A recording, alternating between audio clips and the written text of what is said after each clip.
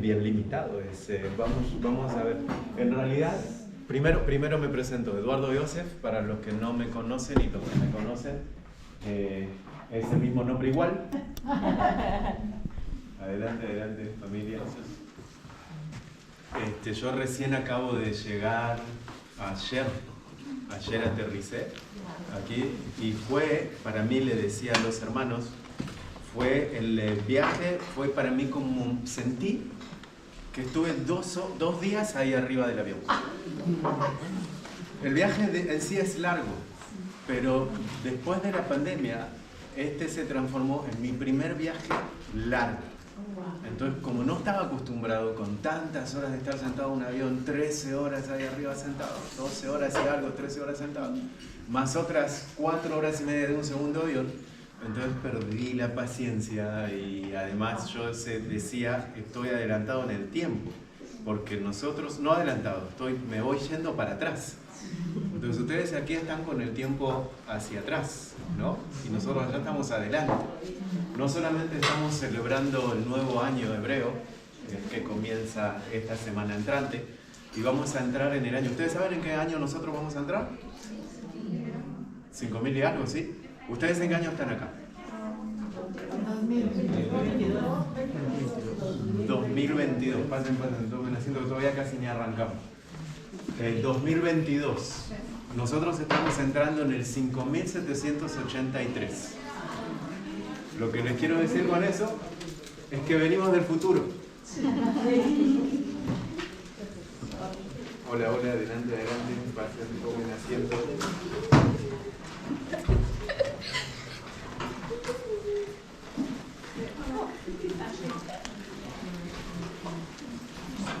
Entonces, les decía, bienvenidos a los que acaban de entrar. 5.783 estamos entrando, es decir, que estamos unos cuantos años hacia adelante. Y cuando Oscar me avisa que quería que comparta con ustedes un tiempo, entonces él mismo me da el título de lo que quería que comparta hoy. Y entonces le pregunto, ¿de qué quieres que comparta? Y él me dice, Jesús en el tiempo moderno.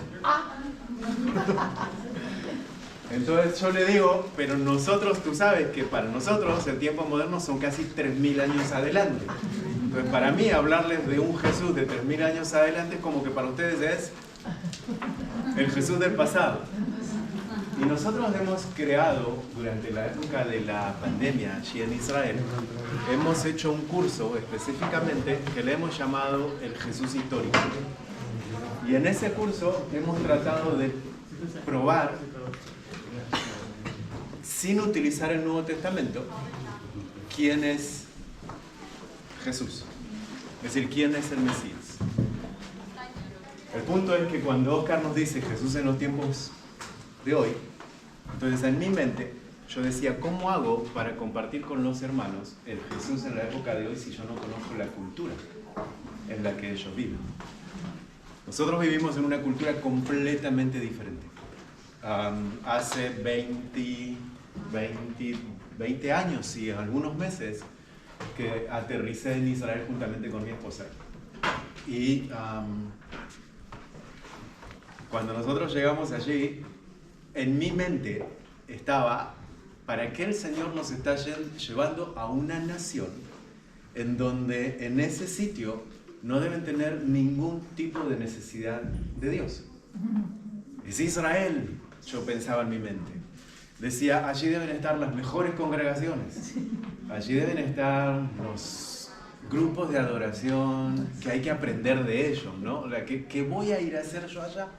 Yo no era hijo de pastor, no era hijo de misionero, no había ido a una universidad bíblica, nunca hice un instituto bíblico, solamente era uno más que llegaba los domingos a las congregaciones. Pero el Señor de ahí nos había llamado y nos había puesto un llamado de 12 años de retornar a la tierra de nuestros antepasados. Ustedes saben que hay una palabra en el libro de Ezequiel que dice, y los recogeré de las naciones en donde los he esparcido y los traeré nuevamente a la tierra que prometí a vuestros padres.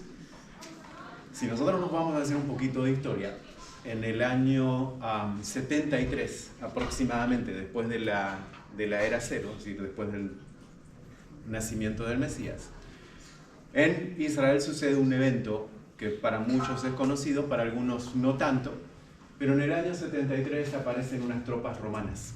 Ya había romanos en aquel entonces. Y aquellas tropas romanas que se llegan por allí deciden sacar a los romanos que ya estaban y crearle una guerra a los mismos romanos que se encontraban en aquel sitio. Eso ya el Mesías lo había predicho de antemano. Y lo había predicho hacía aproximadamente unos 40 años antes.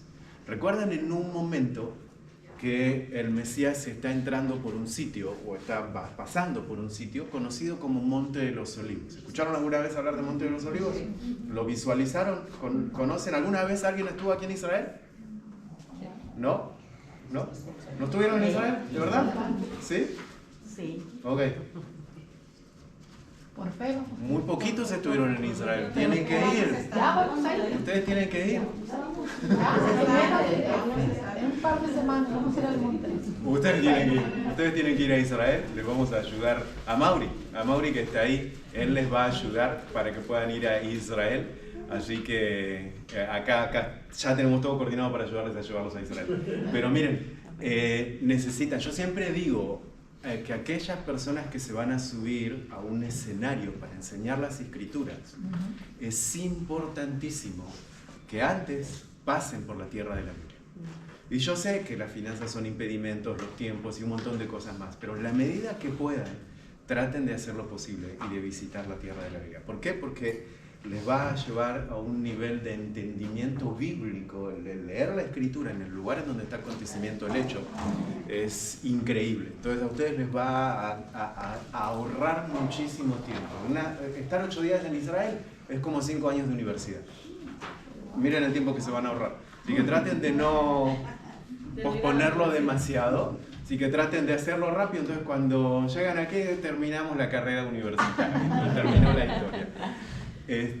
Pero traten de visualizar el Monte de los Olivos en un momento, quizás lo vieron por alguna imagen, fotografía o algo, y entonces van a ver a un tumulto de gente, un montón de gente que conforme el libro de los Hechos y también los Evangelios, los 4 Evangelios nos hablan de aquel acontecimiento que dice que el Señor entraba por el Monte de los Olivos, iba descendiendo por un sitio llamado, conocido como el Camino de las Palmeras. Recuerdan que hubo un momento dado que había gente que le ponía como palmos y el Mesías pasaba encima de un burrito y entonces la gente le decía: Hosana, Hosana, bendito el que viene en el nombre del Señor. ¿Recuerdan esa situación? Sí. Hay un momento que en esa situación, el libro de Lucas, capítulo 19, verso 42, el Señor dice algo, se detiene. Y entonces se empieza a observar a la ciudad de Jerusalén y dice: oh Jerusalén, ¿cuántas veces te he querido juntar como una gallina junta reúne sus polluelos?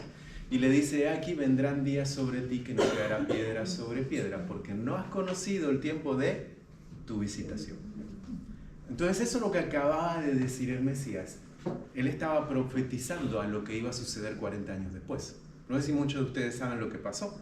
Entonces esos 40 años después es cuando Vespasiano y su hijo están llegando, con las tropas romanas, están llegando a Jerusalén, y lo que está sucediendo allí es que destruyen por completo todo lo que había quedado Jerusalén y expulsan a los judíos de la ciudad de Jerusalén. Jerusalén cambia su nombre, deja de ser Jerusalén y a partir de ahí se llama Aolia Capitolina, e Israel deja de ser Israel. Y acá les voy a dar algún punto clave que muchos no saben, que Israel a partir de ese momento deja de llamarse Israel. ¿Y saben cómo se llama? ¿Alguien sabe cómo se comienza a llamar? ¿En el año 73 después de Cristo? ¿No? Palestina. Y usted me dice: pero ¿cómo? Palestina no es hoy, que supuestamente se están peleando hoy, Palestina, Israel, Palestina, Israel, Palestina. Entonces, si me estás diciendo que en la historia quien pone el nombre Palestina son los romanos, entonces ¿qué tiene que ver los árabes cuando ellos aparecen recién en el 630 después de Jesús? ¿Hasta acá me siguen? Entonces la pregunta es: ¿qué tiene que ver? Si yo les hago la pregunta a ustedes, ¿cómo me responderían? Recuerden que estamos hablando de Jesús en los tiempos modernos. Y si hablamos de Jesús en los tiempos modernos, ustedes ya tienen que saber la respuesta. Porque eso es historia. Estamos hablando de un Jesús de 2000 años después. Pero ¿saben por qué no la tienen? Porque no está en la Biblia. Entonces, conocemos mucho las Escrituras, pero nos hemos perdido 2000 años de historia.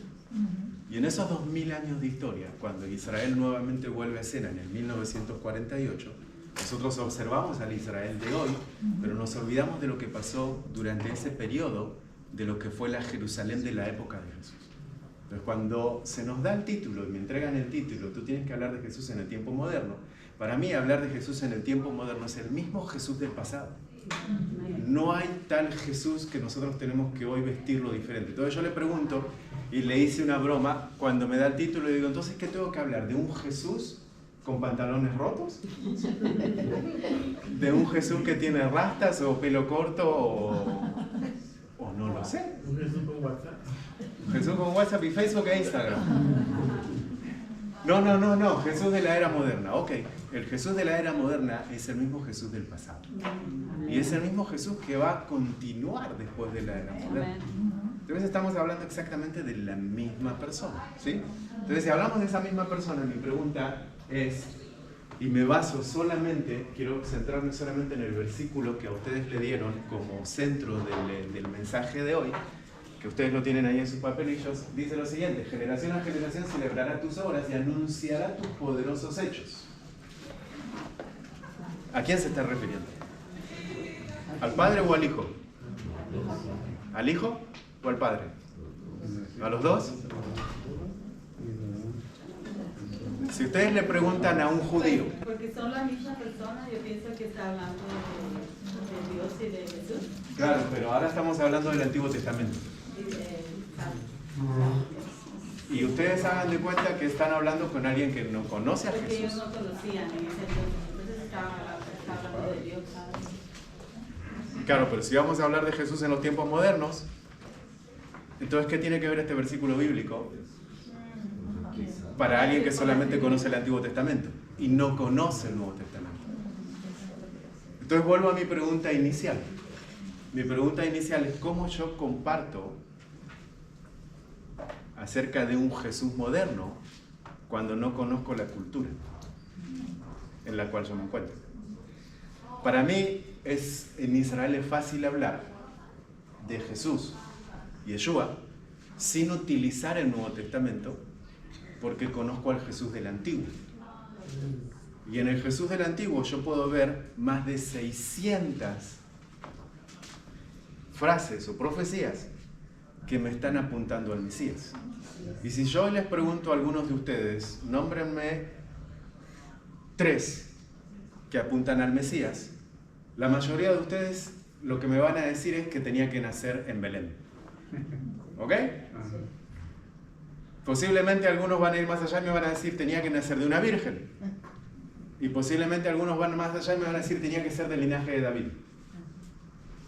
Y si voy a una cuarta, ¿qué me podrían decir? Ya les di 3. Ahora ustedes denme una cuarta. ¿Qué? No escucho. Sin pena. Estamos acá para aprender. No, tendría que morir. Que tendría que morir. Pero todos mueren, ¿no? Sí, pero crucificado. Tendría que ser crucificado. Pero un momento, crucificaban en aquel entonces. Era un orden de los romanos. Que tenía que resucitar. Que tenía que resucitar. ¿Y eso está escrito en el Antiguo Testamento? Isaías, En el libro de Isaías, que dice que tenía que resucitar. No. que vería sus frutos después de que le cortaran la vida. Ok. ¿Ustedes están de acuerdo? ¿De este lado? ¿Qué me dicen? Que iba a ascender. Que iba a ascender. Iba a ascender. Ok. Que vendría a salvar a su pueblo. ¿Jesús era judío o era cristiano? Era judío. Era judío. ¿Seguros? ¿Tendría que ser llamado Nazareno? ¿No? ¿Jesús se le llamaba Nazareno? Ok. Sí, pero ¿por qué? Porque vivió en Nazaret, ¿no? Porque creció en Nazaret. Ahí Porque está. iba a nacer y a crecer. ¿Hacemos orden quién era Jesús? Porque iba- Antes de hablar de él. Iba a crecer en Nazaret. Exactamente. Iba a crecer en Nazaret. Sí, porque yo creo que no había nacido directamente ahí, sino que tal vez Ok. fue llevado ahí porque no lo querían a donde él debía venir. ¿Dónde él nació? Belén. En Belén. ¿De Judea o de Galilea? De Judea. Ustedes saben que hay dos Belén. Sí. ¿Sí? ¿Seguros? Ok. ¿En qué parte está la segunda Belén?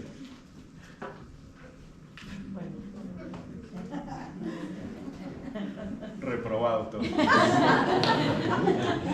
Miren, cuando ustedes agarran el mapa de Israel, ahí les dejo tarea para el hogar, vayan al Google y pongan Belén de Galilea.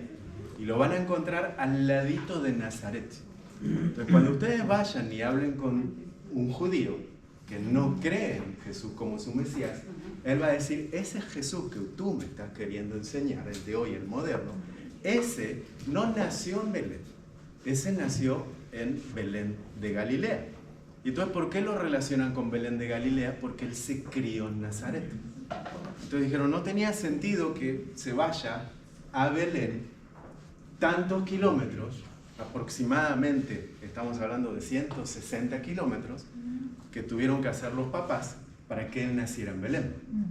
Él nació en Belén de Galilea y se crió en Nazaret. Y eso es todo. Entonces, tu Nuevo Testamento es una idea creada por los cristianos. Eso es lo que nos dice el pueblo judío a nosotros. Entonces, ¿cómo yo hago para explicarles a ellos de que no? Que es erróneo lo que a ellos le pusieron en su mente. Y que el Jesús que yo veo en el Nuevo Testamento no es el que nació al ladito de la Galilea, sino es aquel que nació en Judea. Porque me tengo que ir al Antiguo Testamento y mostrarle a ellos por el Antiguo Testamento. Solamente por el Antiguo Testamento. Entonces el punto y lo que les quiero tratar de explicar en pocas palabras es que yo no puedo hablar de alguien si no conozco quién es. Así es. Entonces yo no puedo adorar a alguien si no conozco quién es. Pero yo me he encontrado con muchísimo problema, en donde muchísima gente lo que hace, se llega a Israel, y ustedes saben, hoy en día Israel está siendo atacado de gente luego de la pandemia. Cuando se abrió el aeropuerto, ahí hay un montón de gente. Y nos encontramos con un montón de gente. Y yo a veces me subo a los autobuses y me gusta hacer preguntas. Y les hago estas preguntas. ¿Jesús era judío y cristiano? ¿O cristiano? Ustedes se van a sorprender, pero la gran mayoría de la gente de un autobús me dice, él era cristiano. ¿Por qué? Jesús, Cristo, cristiano. No, que no es eso. Porque en realidad Jesús, Cristo, ustedes saben, viene del término y el lenguaje griego. ¿Ok? Pero en el hebreo, Cristo no existe. En el hebreo es Mashiach. Y Mashiach, ¿qué viene? Del lenguaje o de una raíz. Ustedes agarran el lenguaje hebreo y si agarramos una palabra hoy en hebreo, siempre le vamos a sacar las tres letritas importantes y de esas letritas tres importantes vamos a crear otra palabra. No tiene vocales, son solo 16 consonantes. Y en esa otra palabra nosotros vamos a tener otra palabra que se conecta con otra y con otra. Entonces, cuando nosotros estamos diciendo Mashiach, tenemos que saber cuál era la raíz. La raíz es de Meshijá. ¿Qué quise decir con eso? Ungido. Entonces no estamos diciendo Cristos, estamos diciendo el ungido. ¿Se dan cuenta? Entonces, ahí me estoy yendo directamente a la base. Y si la base a mí me enseña que el Mesías, Jesús, Yeshua, era el ungido, entonces me está diciendo que no tiene absolutamente nada que ver con el término cristiano. O sea, el término cristiano no era un lenguaje que se utilizaba en aquel entonces. Jesús no lo conocía, a ese lenguaje. De hecho, sí se encontró con muchos griegos en aquel entonces. Ustedes conocen en las escrituras entre Malaquías y Mateo un periodo que se conoce como el periodo del silencio. ¿Escucharon hablar de eso? Sí. 400 años de silencio, ¿no? Entonces, en algunas Biblias, ustedes se van a encontrar, la Biblia católica por lo general, hay unos libros que son otros libros que usted no los tiene dentro de su Biblia. Y esos libros, ¿ustedes saben cuáles son? Exacto. Pero hay uno que se llama Macabeos. ¿Escucharon hablar de eso, los Macabeos? Macabeos 1, Macabeos 2. Incluso habrán escuchado hablar de alguna festividad, ¿no? Llamada la Hanukkah. ¿Sí? ¿Ustedes saben que eso está en el Nuevo Testamento? La Hanukkah no es una fiesta bíblica. Para muchos que piensan que la Hanukkah es una fiesta bíblica. No es una de las del libro de Levíticos, sino que la Hanukkah se crea durante el periodo de los 400 años de silencio. ¿Y por qué se crea la Hanukkah? Porque resulta ser que había alguien, no sé si escucharon hablar en la historia, de alguien llamado Alejandro Magno. Aquel Alejandro Magno, conforme el libro de Daniel, nosotros lo tenemos como uno de los reinados que soñó, visualizació el rey Nabucodonosor. ¿Saben cuál era ese reino? Si me tienen que dar el número. Alejandría. ¿Ah? El reino de Alejandría. Claro, pero ¿qué en números? ¿Número 1, 2, 3 o 4? Tercero, exacto. Exacto, es el número 3. Ahora, saben que cuando él llega, y él nunca luchó con Israel, nunca tuvo una guerra con Israel, porque Israel no tenía guerreros en esa época. Israel estaba completamente destruido. Y no, de hecho, quien gobernaba en aquel entonces era el liderazgo del Sanedrín. Ellos tenían todo el control de aquel entonces. Y cuando vienen entonces los griegos, llegan a un acuerdo con los sacerdotes y le dicen: nosotros no vamos a pelear con ustedes, pero sí queremos esta tierra. Entonces, cuando toman esa tierra, comienzan a levantar diferentes ídolos en el territorio de la antigua ciudad de Jerusalén. Ustedes habrán escuchado que incluso en el mismísimo lugar llamado Monte Moria, allí se levantaron estatuas de toda la deidad de los griegos. Y en esto aparece el periodo de los Macabeos. Macabeos eran sacerdotes, hermanos, toda una familia, que van y luchan contra aquella gente. Y cuando luchan contra aquella gente, la historia nos dice que el aceite que se utilizaba para tener el candelabro de 7 brazos encendido, milagrosamente no se agotó por el periodo de 7 días y duró 2 días más, es decir, 9 días, para alcanzar a recuperar un aceite nuevo virgen para poder volver nuevamente a encender el candelabro. Con una sola cantidad de aceite tuvieron 9 brazos durante 9 días. Ese es lo que se conoce como el milagro de la Hanukkah, que la luz en el templo nunca se apagó. Pero no es una fiesta bíblica, sino que es una fiesta histórica de un evento histórico que sucedió durante un periodo de conflicto en el territorio de Jerusalén. Ahora, ¿por qué les digo esto? ¿Esa es la fiesta que los judíos hoy en día celebran? Por ejemplo, aquí en Hasta el día de hoy se celebra, ¿Sí? claro que sí, es una fiesta de tradición. Entonces es la Hanukkah, se recuerda el milagro de la Hanukkah, que es un bracito de 9 brazos. Y entonces yo les decía que eso ustedes lo tienen en el Nuevo Testamento. ¿Saben dónde lo tienen? No lo van a encontrar como Hanukkah, sino que lo van a encontrar cuando dice: y Jesús se encontraba en aquellos días en el templo, en los días de la fiesta de la dedicación. ¿Escucharon hablar de ese término? Fiesta de dedicación. Fiesta de dedicación era la fiesta de la Hanukkah. No estaba celebrando. Nos dice que él se encontraba en Jerusalén en esos días. ¿Cuántas veces Jesús iba a la ciudad de Jerusalén? ¿Lo saben? cada vez que celebraban alguna de las... Dijimos, Jesús nació en Belén y llegamos a la conclusión que era Belén de Judea. Se crió en Nazaret, ¿ok? Pero él muere y resucita en Jerusalén. ¿Cuántas veces iba a Jerusalén? Muchas dirán ustedes, ¿no? Él estaba en Jerusalén todo el tiempo. Las fiestas que se celebraban. Solamente en las fiestas. Pero de 7 fiestas, conforme al libro de Levíticos, ¿cuáles eran las obligatorias que el Mesías tenía que subir a Jerusalén? La Pascua. Pascua 1, Los tabernáculos. Tabernáculos 2,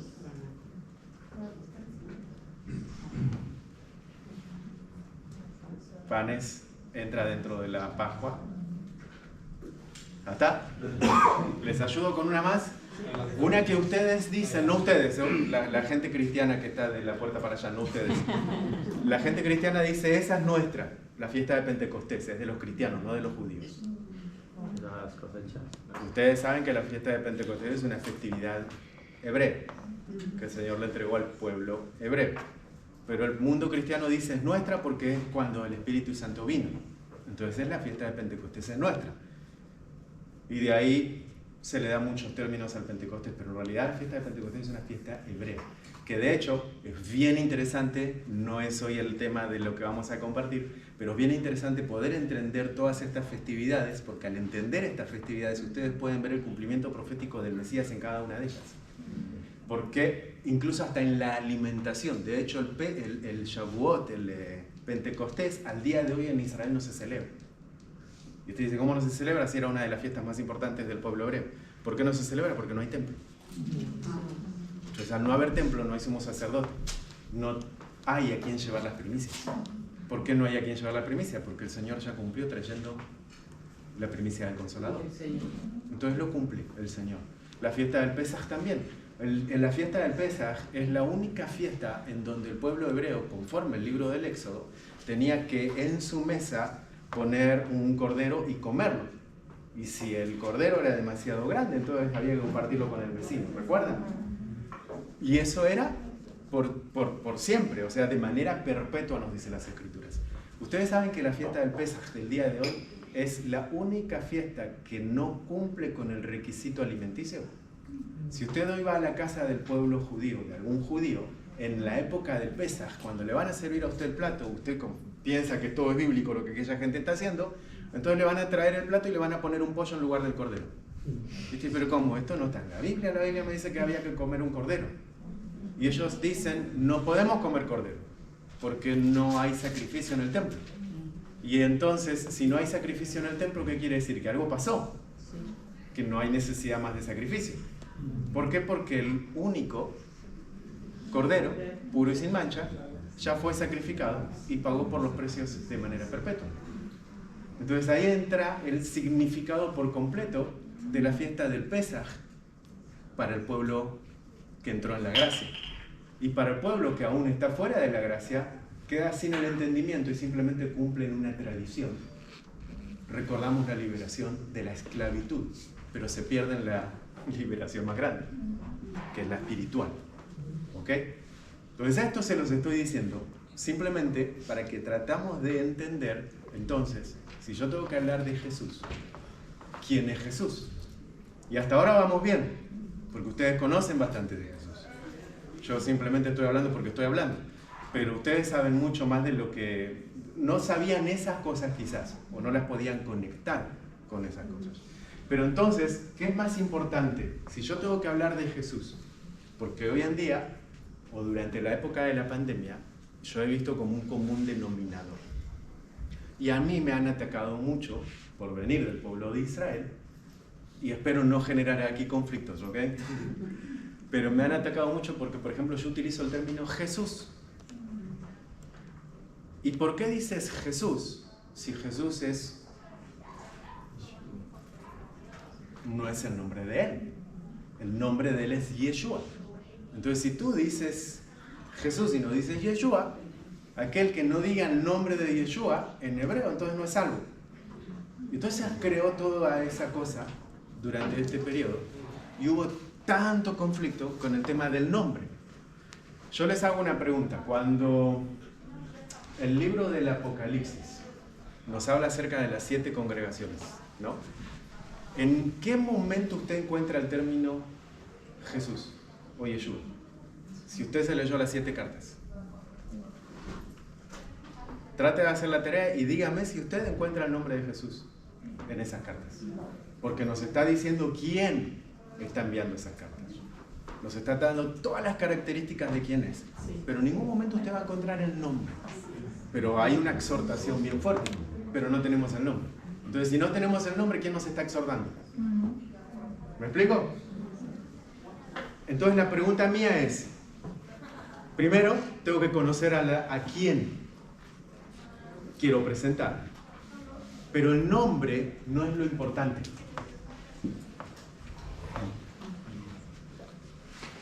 Usted me va a decir, pero dice que si nosotros no confesamos, ok, y tiene toda la razón, pero nosotros tenemos que saber a quién confesar.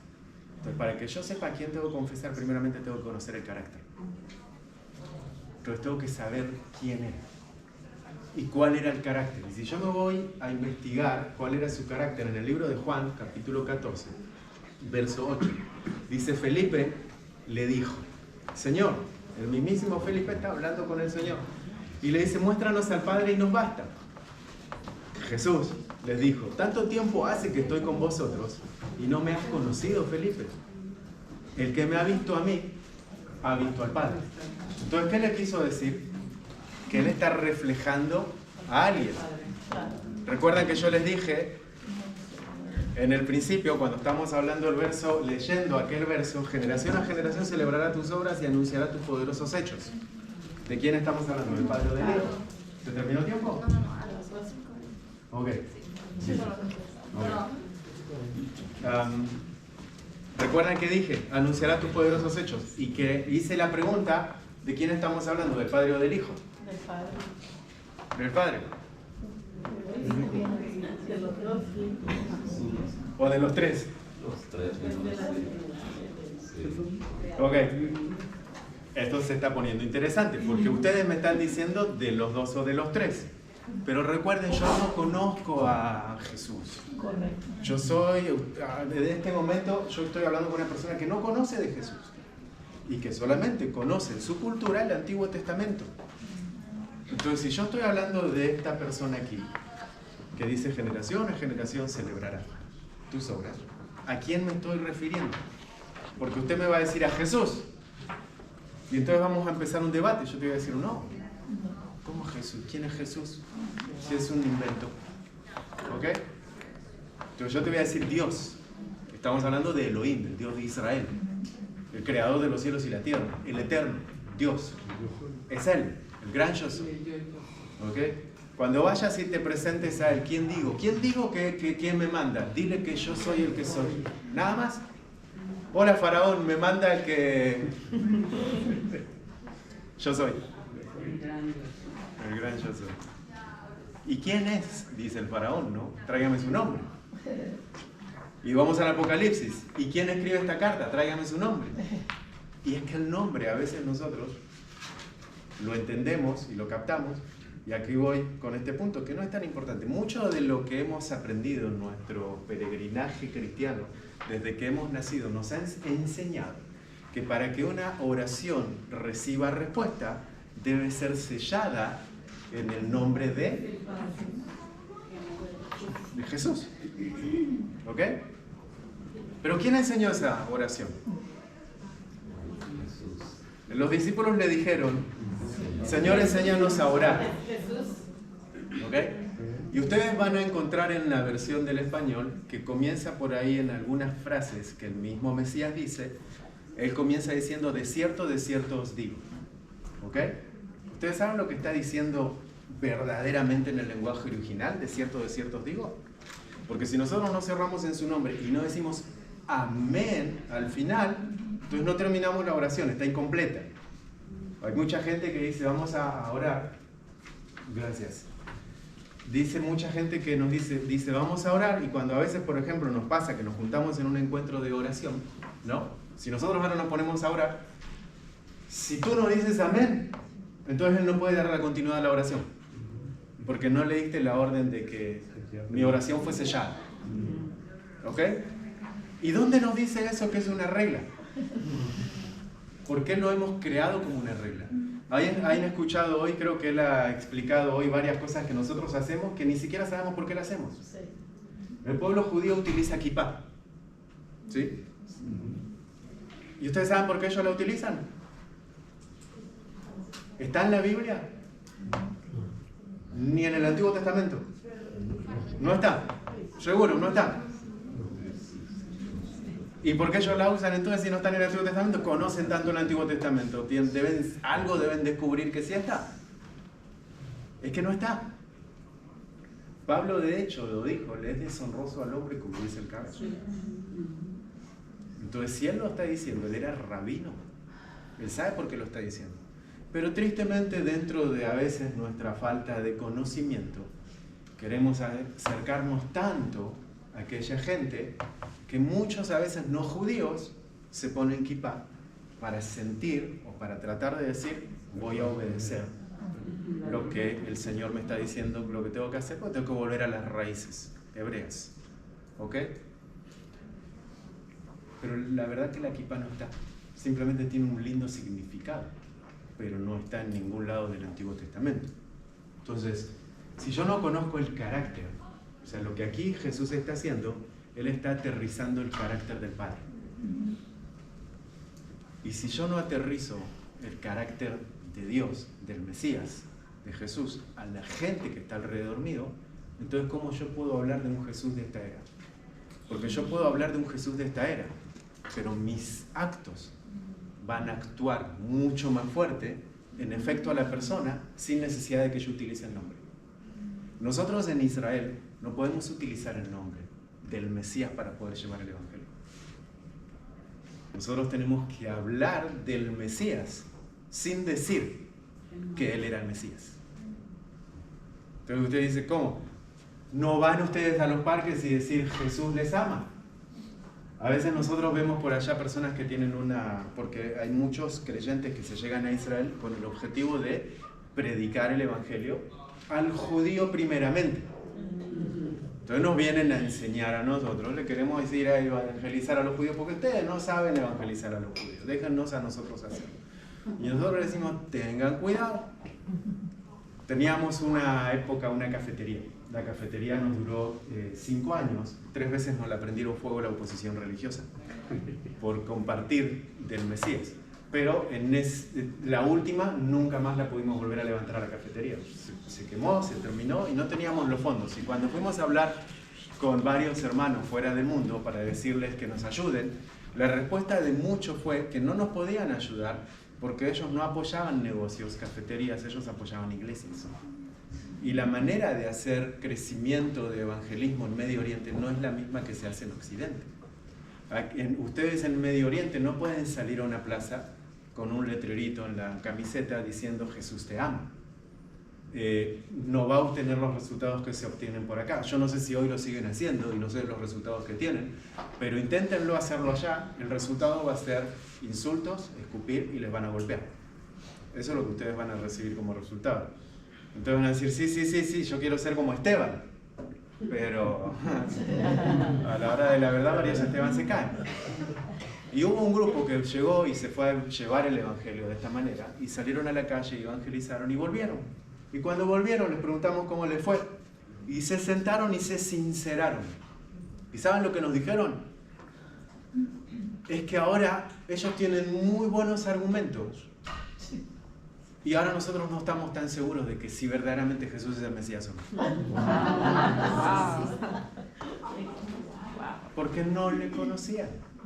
Entonces iban a predicar de alguien que creían conocer, se sabían algunos versículos de memoria, vamos a predicarle al judío primeramente, pero cuando se encontraron con un judío que conocía del Antiguo Testamento, le demostró que él no sabía demasiado. Y entonces si aquel le estaba demostrando, muéstreme esto, simplemente yo aquí hice un juego. ¿A quién se refirió el Salmos? ¿A Jesús o al Padre? Y muchos se quedaron, ¿y ahora qué digo? ¿No? ¿A Jesús o al Padre?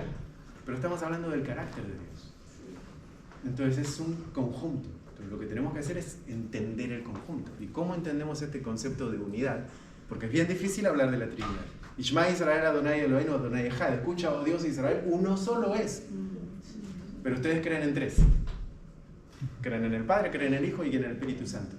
Y si no oro en el nombre del Hijo, entonces la oración no tiene respuesta. Y hay muchos que no le oran al Padre, simplemente le oran al Hijo. Jesús te pido, no sé si les pasó, Jesús te pido que me ayudes con esto. Pero Jesús dijo, momento, me preguntaron que les enseñe a orar. Y Él dijo, ¿qué? Cuando ustedes oren, oren de esta manera. Él no dijo, a ver, pídanme, yo les voy a dar respuesta a la oración. Es que muchas veces oramos y no recibimos respuesta. ¿Por qué? No sabemos lo que estamos haciendo. Entonces a veces lo mareamos a Dios porque le vamos a pedir al Hijo lo que en realidad le teníamos que decir al Padre.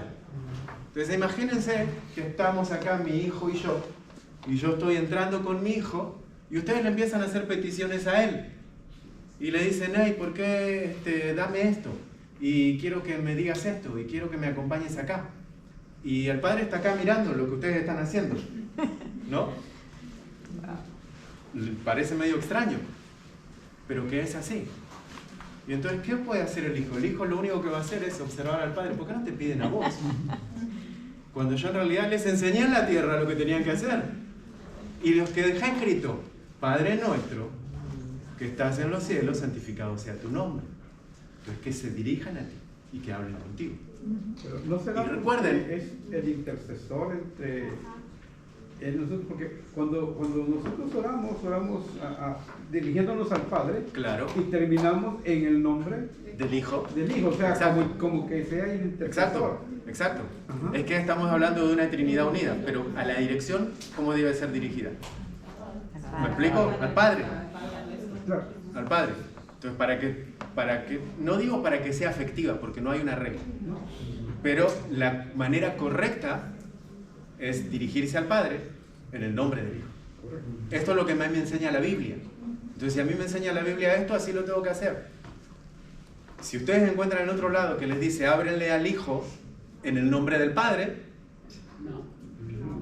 ¿me explico? Sería medio erróneo. Pero por ahí te enseñan otras tradición que hay que orarle a la madre. Y están completamente seguros que hay que orarles a la madre, ¿no? Y súper bien seguros. Y por ahí hay otra gente que te dice que hay que decirle al Espíritu Santo directamente todo. Pero el Espíritu Santo dice que está ¿para qué? Para ayudarnos a interceder cuando nosotros no sabemos qué decir en nuestra manera interna. Entonces el punto es que si nosotros entendemos el carácter del Padre por medio del Hijo, vamos a entender quién es el Dios Trino por completo. Entonces, al tener una idea total, ¿qué tenemos que hacer? Lo que muchos hemos dejado de hacer: leer el Antiguo Testamento.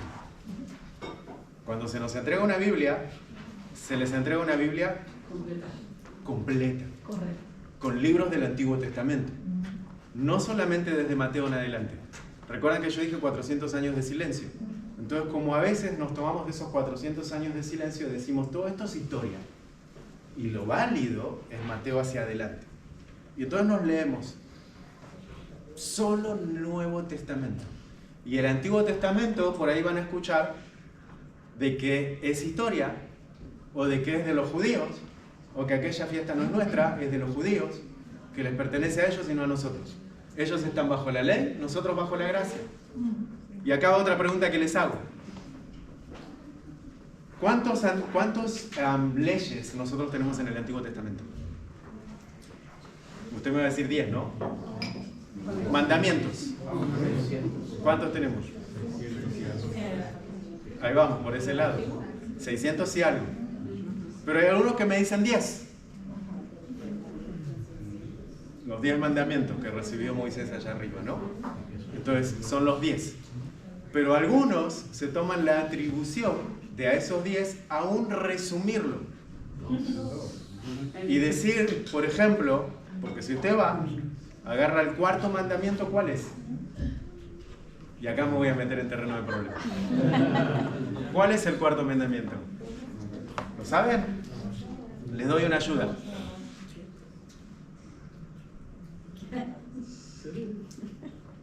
Y el día de reposo lo guardarás de manera perpetua. Pero algunos dicen que eso es para los judíos. El Señor vino, hizo todas cosas nuevas. Entonces, para mí el día de reposo no lo es. Eso es para ellos. Pero un momento, entonces si yo de los 10 agarré este cuarto y lo quité, entonces también puedo quitar el no robar, no hurtar, no matarás. Lo quito a todo, ¿no? ¿Y qué nos dice después Santiago? Que a propósito no se llama Santiago, ¿sí? De hecho, ustedes lo tienen también esa confusión, los que saben inglés, no encuentran Santiago en el inglés. ¿Qué van a encontrar? James. Porque su nombre es, ¿qué? En el hebreo se llama Jacob. pero lo aparece por allá el nombre Santiago, no sé de cuándo le pusieron Santiago, alguien le puso Santiago, pero su nombre no es Santiago, Jacob, ¿ok? Era Jacob. No estoy enseñando nada nuevo, no se me confundan, ¿ok? No quiero decir que cancelen lo que está diciendo Santiago. De hecho, Santiago nos está diciendo algo. Si nosotros alteramos uno de estos, entonces alteramos todo. Si no cumplimos esto, cancelamos todo. Por allí, hace unos cuantos años, había un pastor, de aquí cerca donde ustedes están, no tan cerca, por el otro lado, otro estado. Y entonces él había entendido la importancia, uno, orar por Israel, y dos, guardar el día de reposo. Y en aquello que el Señor le había hablado, que tenía que guardar el día de reposo, él dijo, pero ¿cómo le hago al tema de guardar el día de reposo? Hasta que llegó a la conclusión de que él como pastor iba a guardar el día lunes, porque en realidad el domingo trabajaba. Ese día de descanso, la mayoría aquí en Occidente, a él le tocaba trabajar. Todos los pastores trabajan el día domingo, ¿no? Entonces, ¿cómo yo le guardo el día del trabajo? En Argentina el día lunes era el día de peluquero, panadero y cosas. Entonces también el día del pastor pasó a ser el día lunes, que era el día del descanso de ellos. Pero un día dice que él estaba en su casa, estaba tranquilo, descansado en su casa, y se olvidó el teléfono encendido. Y entonces le empiezan a entrar mensajes, y el telefonito no paró de hacer mensajes, soniditos que hacía trin, trin, trin todo el tiempo. Y él estaba ahí y decía, ¿qué hago? Mi día de reposo, no quiero ahora involucrarme con el tema del trabajo, ir a leer los mensajes, no quiero. Así que cuando terminó su día de descanso se acerca al teléfono y ve que eran los mensajes de los ancianos de la congregación, que le habían mandado mensajes. Entonces él le mandó mensaje y dijo, mañana reunión urgente, en la oficina vamos a platicar. Y cuando el pastor le dice reunión urgente, lleve algo, unos chocolates o algo. Llega los ancianos y el pastor simplemente le hace una pregunta. Imagínense ustedes que hoy nosotros prendemos la televisión y vemos en el noticiero y me ven a mí, como su pastor, que estoy saliendo con una mujer del cuarto de un hotel y no es mi esposa. ¿Cómo ustedes se sentirían? ¿Que estoy bien? Porque es alterar un mandamiento. No, pastor, eso está mal. Usted no puede hacer eso. ¿Ok? Imagínense entonces que me ven a mí saliendo con una capucha que acabo de robar un banco. Me hago así y me muestro. Fui yo el que robé el banco. ¿Cómo se sentirían? No, está mal. Imagínense entonces que me ven a mí que estoy matando a una persona. ¿Cómo se sentirían? Muy mal, pastor, muy triste. ¿Qué quiere decir? ¿Cuál es el punto? Si para todos ustedes estos tres ejemplos que les acabo de dar está mal, entonces ¿por qué ustedes me están tentando a romper mi cuarto mandamiento? Como mi equipo de trabajo. ¿Me explico? Si nosotros no conocemos a Jesús, por consecuencia no vamos a conocer al Padre. ¿Me entendió lo que le acabo de decir? Si no conozco a Jesús, por consecuencia no conozco al Padre. Y si no conozco al Padre, estoy viviendo en una religión. Y si vivo en una religión, lo único que estoy esperando es resultados. Y si los resultados no me vienen, me voy a probar con otra religión. Este plan de Dios no era. O Dios no me responde o no, lo que fuese. ¿Pero por qué? Porque nunca conocí quién era verdaderamente. Recuerden que a veces el Señor enviaba a los grandes hombres que Él utilizó en la Biblia. Ellos fueron formados en el medio del desierto. No solamente físico, sino también espiritual. Y cuando a veces nosotros entramos en desiertos espirituales, nos olvidamos de Dios y empezamos a patalear y a quejarnos. ¿Dónde está Dios? ¿Por qué me permite esto? ¿Por qué me metió en esta situación? Es que nunca conocí el carácter de Él. Creí conocer su nombre y empecé a pelear. Si no nombro el nombre y no hago esto y no hago lo otro, entonces no cumplo con esto. Punto número 2, el mensaje. Entonces, primeramente entender su carácter. Punto número 2, entender cuál era su mensaje. En el libro de Hechos, capítulo 2, verso 42, y ya me estoy pasando con el tiempo, nos dice lo siguiente: así pues, los que recibieron su mensaje fueron bautizados, y aquel día se unieron a la iglesia unas 3.000 personas. ¿Cuál mensaje está hablando? Está hablando del mensaje que el mismísimo Pedro había recibido de Jesús. Pedro es el quien está hablando, que dio un mensaje. ¿Y recuerdan el mensaje que dio Pedro? El mismísimo mensaje que Jesús le había dicho que dijera. Vendrán días, dijo, que esto tiene que acontecer. ¿Y solamente qué hizo? Utilizó las Escrituras. Escrito está. ¿Qué utilizó? ¿Nuevo o Antiguo Testamento? Antiguo Testamento. Escrito está. Esto tenía que acontecer. Él sabía. Punto número 3, compromiso. El libro de Juan, capítulo 6, verso 38, nos dice, porque he descendido del cielo, no para hacer mi voluntad, sino la voluntad del que me envió. Nuevamente, Jesús no vino aquí a decirnos yo soy. Él está trayéndonos al Padre. Así es. Él está siendo reflejo del Padre. Ajá. Él viene aquí a cumplir con algo. ¿Y sabe cuándo Él lo termina de cumplir? No en la cruz, como muchos de nosotros creemos. Él lo termina de cumplir en el huerto. Mateo 26, 38 dice, entonces Jesús les dijo, mi alma está muy triste hasta la muerte. Quedaos aquí. Él estaba hablando con sus discípulos. ¿Recuerdan esa noche? Sí. Y velad conmigo. Yendo un poco adelante, se postró sobre su rostro, orando y diciendo, Padre mío, si es posible, pasa de mí esta copa, pero no sea como yo quiero, sino como tú. Es decir, Él está diciendo, mi voluntad no es esta, que se haga tu voluntad. Pero nos está agregando algo. Está hablando de un tema que no tenemos mucho tiempo para meternos en lo profundo, pero fíjense que dice, pase de mí esta copa. ¿De qué copa está hablando? La copa amarga. ¿Copa amarga? ¿Qué era la copa amarga? ¿Eh? El despojamiento de su padre. No. No. En el Antiguo Testamento la tienen. Qué pena, no nos dio el tiempo. Éxodo capítulo 6. Encuéntrenlo ahí. Ustedes van a encontrar 4 copas. Esto es súper profundo.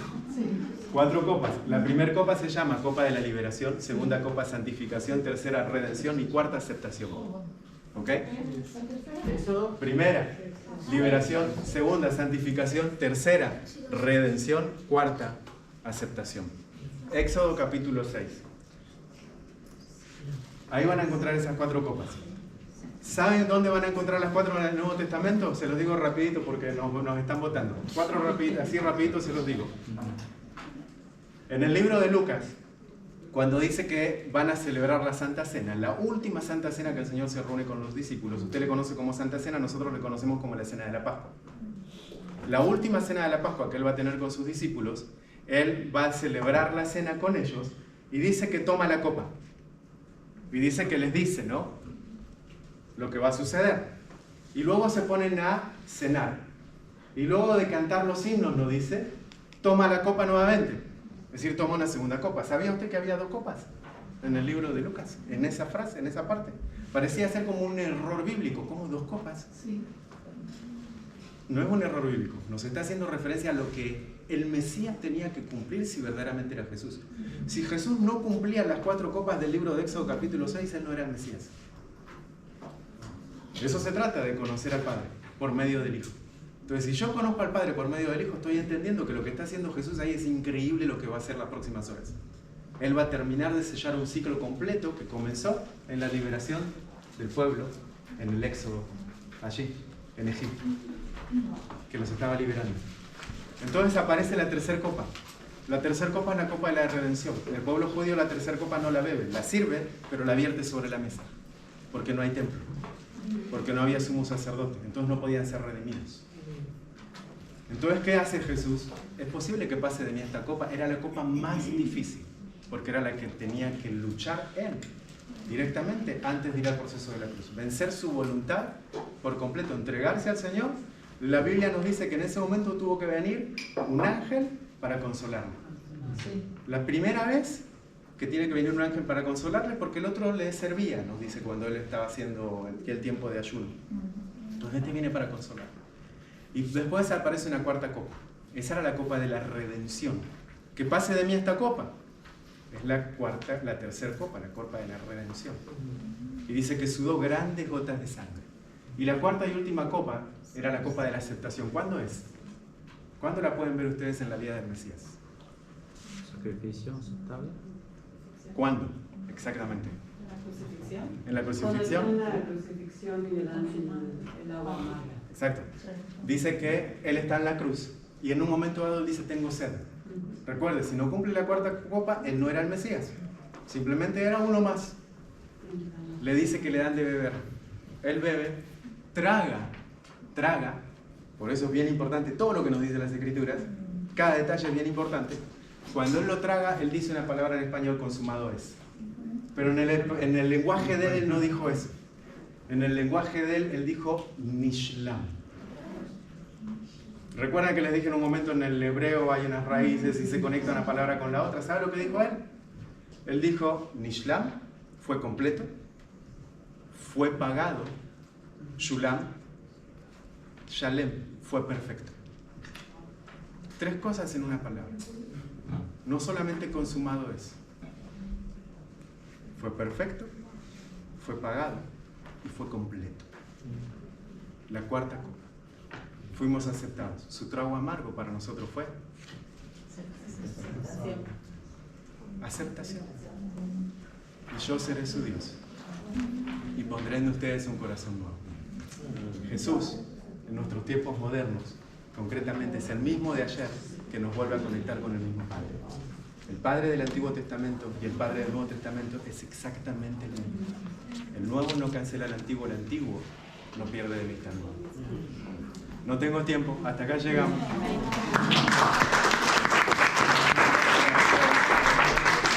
El lunes el pastor va a tener una conferencia, lo que quieran tener la dirección.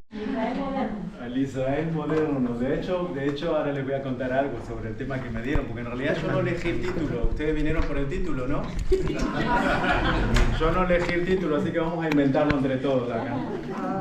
No, ahora les cuento qué pasó ahí. Pero mientras ustedes estaban llegando y veían que ella no tenía sillas para darle, entonces me recordé que utilizaban martillo para abrir el techo. ¿Usted qué piensa que utilizaron? ¿Cómo abrieron ese techo? Ajá. A ver, ¿cómo lo abrieron? Con cuidado. Con cuidado.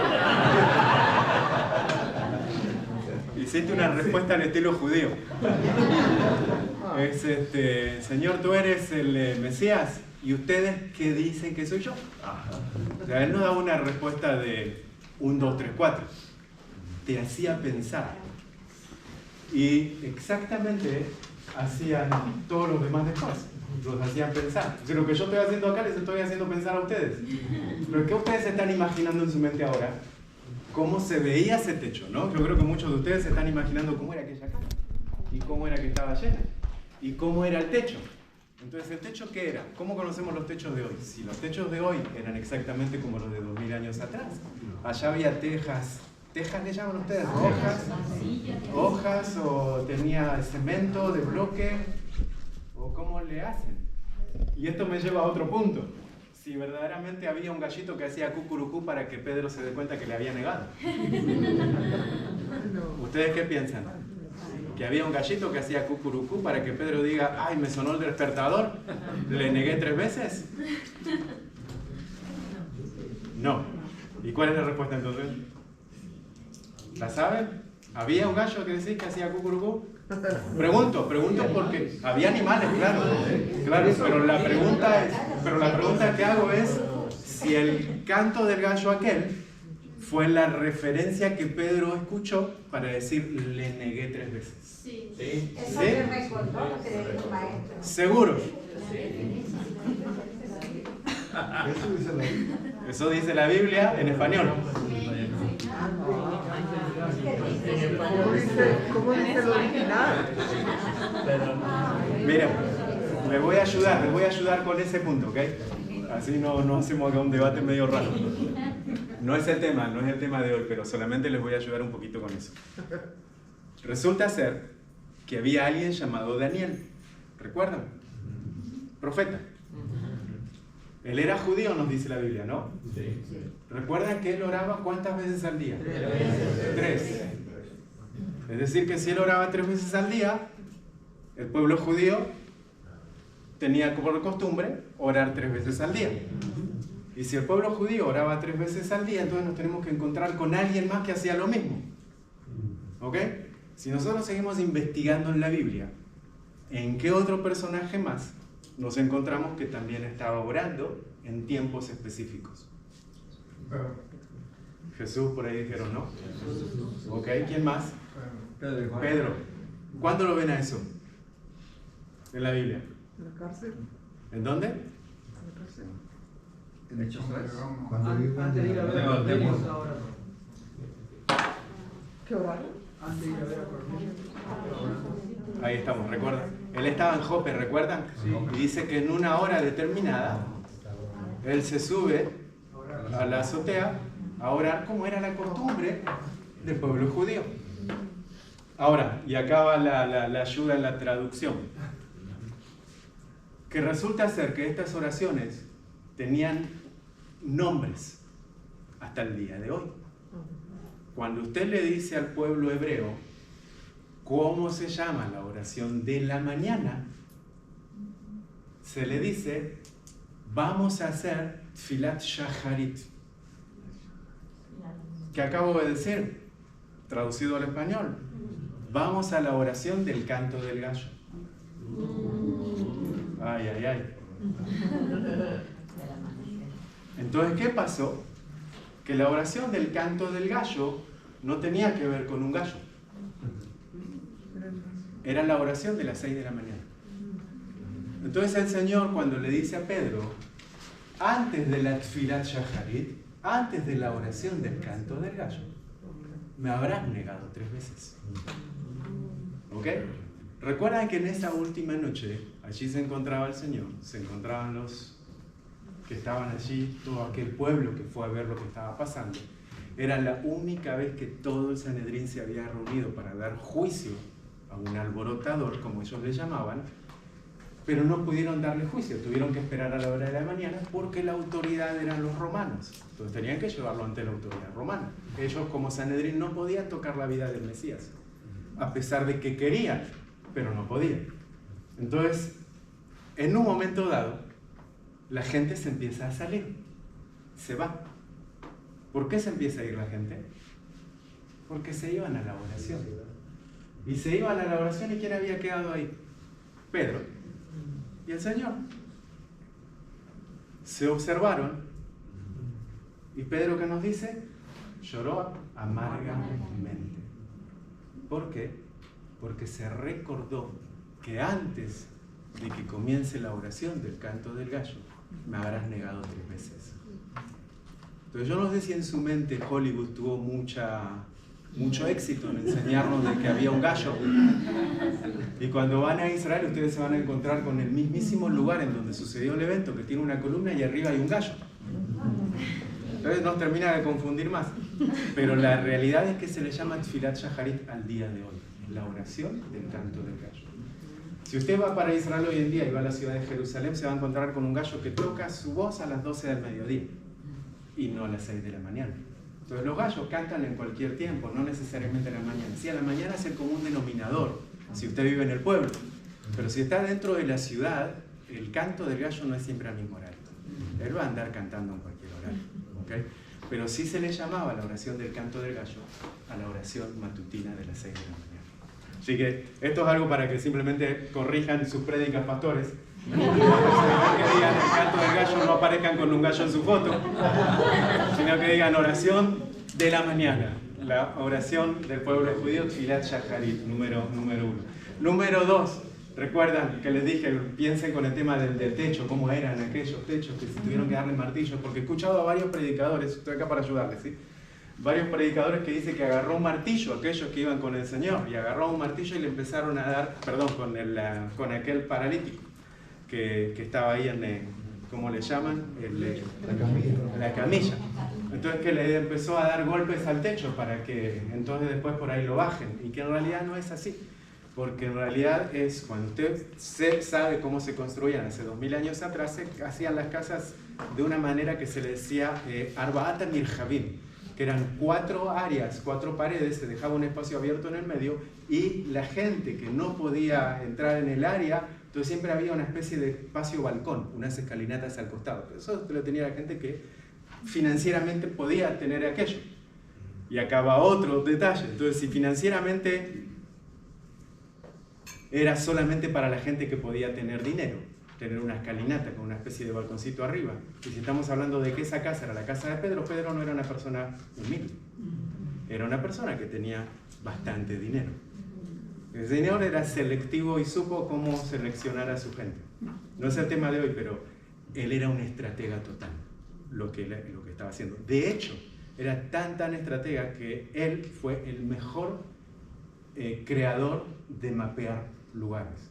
Para Él llevar el Evangelio, Él dijo, tengo solamente 3 años, necesito saber dónde se congrega la mayor cantidad de gentes que entran y salen, porque Él nunca tuvo una congregación multitudinaria, a pesar de que las multitudes lo seguían, pero su público no era el mismo. Entonces Él siempre le estaba predicando a personas diferentes.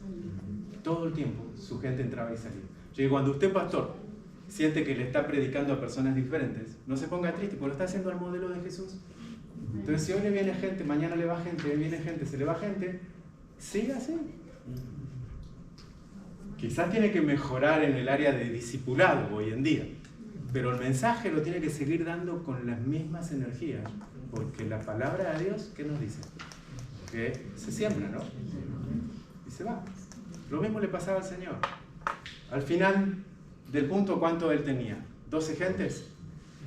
¿Cuánto le quedaron después? 11. Incluso hasta uno se le fue. Y aquel que se le fue lo mandó a matar.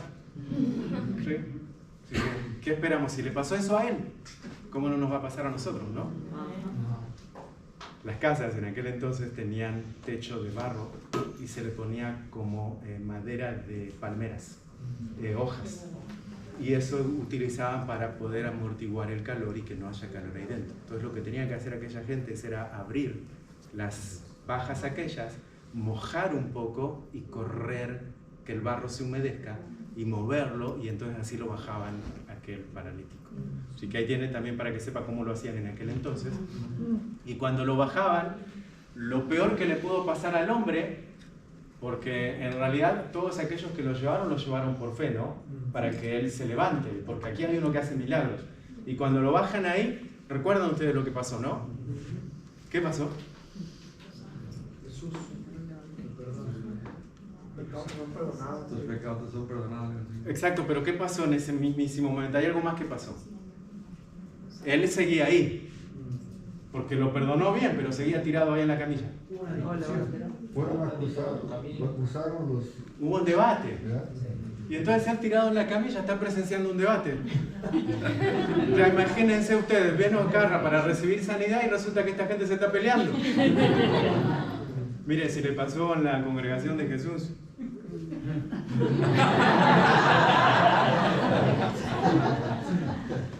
¿Me explico? Bueno, buenos días y shalom otra vez. Mi nombre es Eduardo Yosef. Hace como 20 años el Señor nos llevó para Israel, juntamente con mi esposa. Testimonio muy largo, no nos da el tiempo. Pero cuando el Señor nos instaló en aquel lugar, comenzamos una nueva experiencia. Para mí, el de haber estado allí en Israel y el comenzar con el Señor allí, yo siempre digo esto, para mí Dios dejó de ser un Dios de domingo y se transformó en un Padre. Por muchísimo tiempo yo iba a la congregación para encontrarme con un Dios de domingos, pero cuando yo lo viví en carne propia, que Él me estaba sacando de la tierra de mi parentela, que me estaba llevando a un lugar en donde no conocía el idioma, no me interesaba la cultura a pesar de que tenía las raíces hebreas, no me interesaba, no quería porque estaba muy bien financieramente donde estaba, entonces no me quería mover para aquel lado. Y yo en aquel entonces medía finanzas igual bendición. Entonces, si yo soy bendecido financieramente, quiere decir que estoy haciendo las cosas de manera correcta. ¿Me explico?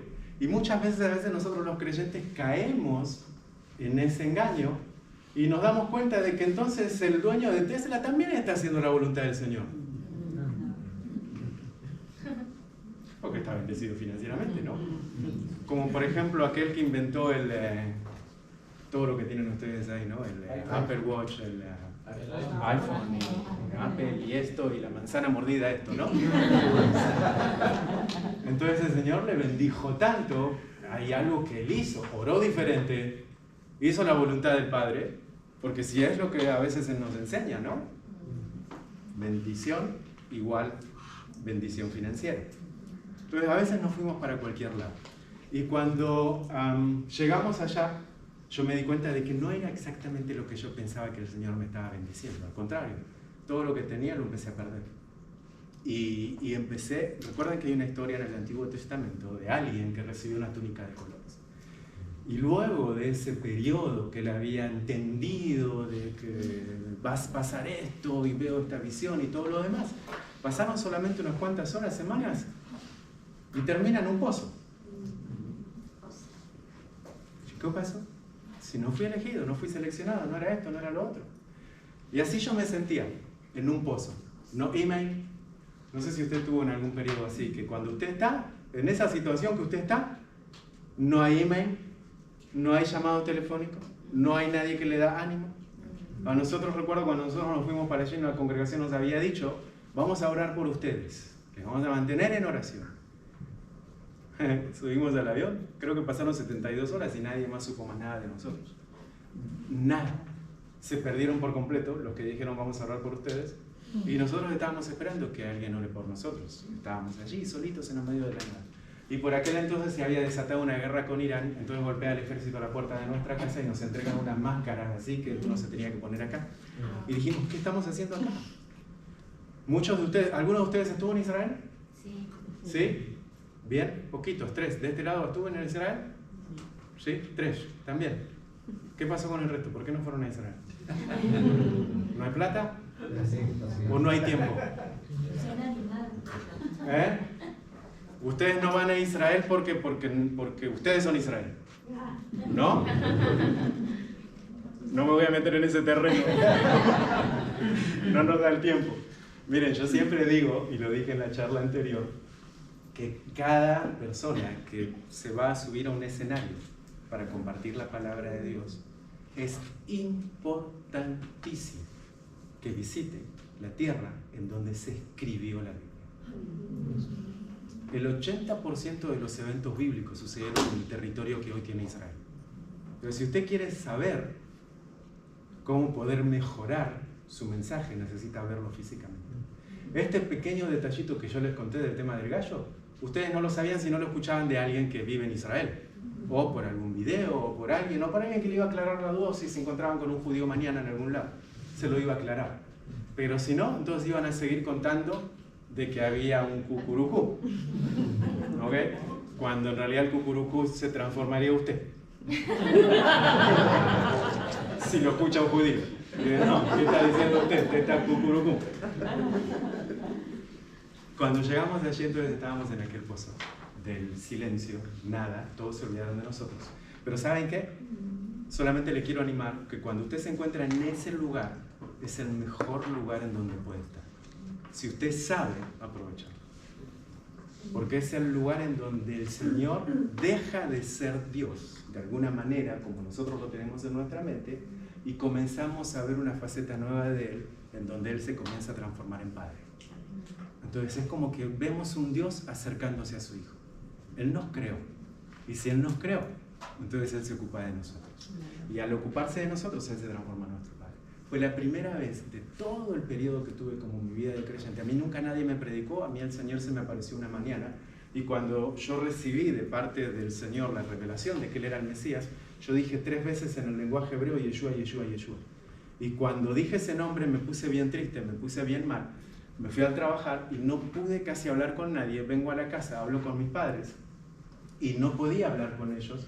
Y me preguntan ellos, ¿pero qué te pasa? ¿Qué te pasa? ¿Qué te pasa? Y le digo que no puedo decirles porque no puedo. Y entonces ellos me dicen, no, ¿qué te pasa? Y le dije, bueno, siéntense porque les tengo que contar algo. Es que hoy a la mañana dije el nombre prohibido. ¿Cómo así? Dije Yeshua, Yeshua, Yeshua. Y para alguien que viene de raíces, entonces decir ese nombre es cancelar o traicionar los antepasados. ¿Ok? Entonces, yo sentía que había traicionado al pueblo. Pero mis padres me dicen, quédate tranquilo, porque ese nombre que dijiste, nosotros le aceptamos a Él hace 2 semanas como nuestro Salvador. Y ellos no podían comentarnos a nosotros siendo nuestros padres. Es decir, que fue una obra especial del Espíritu Santo que hizo, por medio de ellos llegaron y el Espíritu Santo comenzó a trabajar en la vida de los demás. Para hacerle la historia corta, todos los hermanos aceptaron al Señor. Y el Señor nos alcanzó a todos. Pero el Señor lo hace como Él lo quiere hacer y como Él lo puede hacer. Hoy, yo llegué ayer, como que 4 y algo de la tarde, aterrizó el avión, pero sentí que volé por casi 2 días ahí arriba. Ustedes saben, de Madrid hasta aquí tenemos como 13 horas, de Madrid a Israel como unas 4 horas y media más el tiempo de espera. Yo salí un jueves, me fui de la casa para el aeropuerto un jueves y termino aterrizando aquí en mi horario de Israel un día sábado. Si bien llegué un día miércoles, un día viernes, pero para allá era un día sábado. Entonces sentí que estaba 2 horas ahí arriba, 2 días, perdón, ahí arriba. Dije, ¿qué pasó? Perdí un montón de tiempo, ¿no? Y ahora cuando me voy lo vuelvo a recuperar. Nosotros, ustedes saben que nosotros estamos en unos días claves en Israel porque estamos por entrar en una agenda del calendario hebreo bíblico en donde comienzan a suceder muchos eventos de celebraciones hebreas.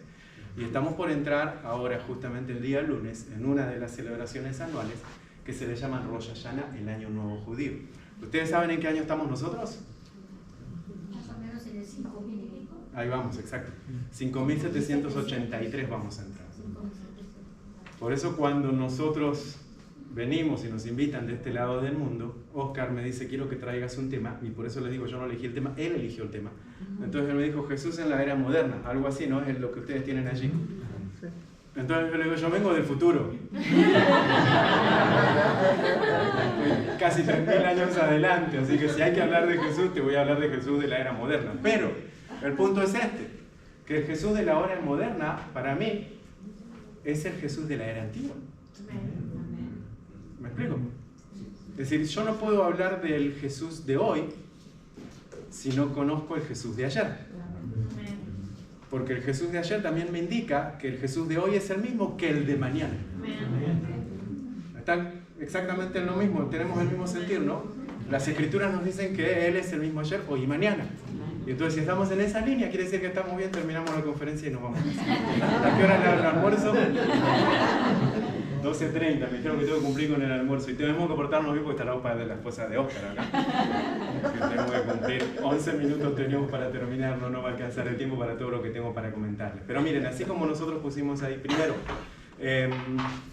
como les dije, tienen saludos de nuestra congregación, allí Nahalat Yeshua se llama, en el lenguaje hebreo Herencia de Jesús.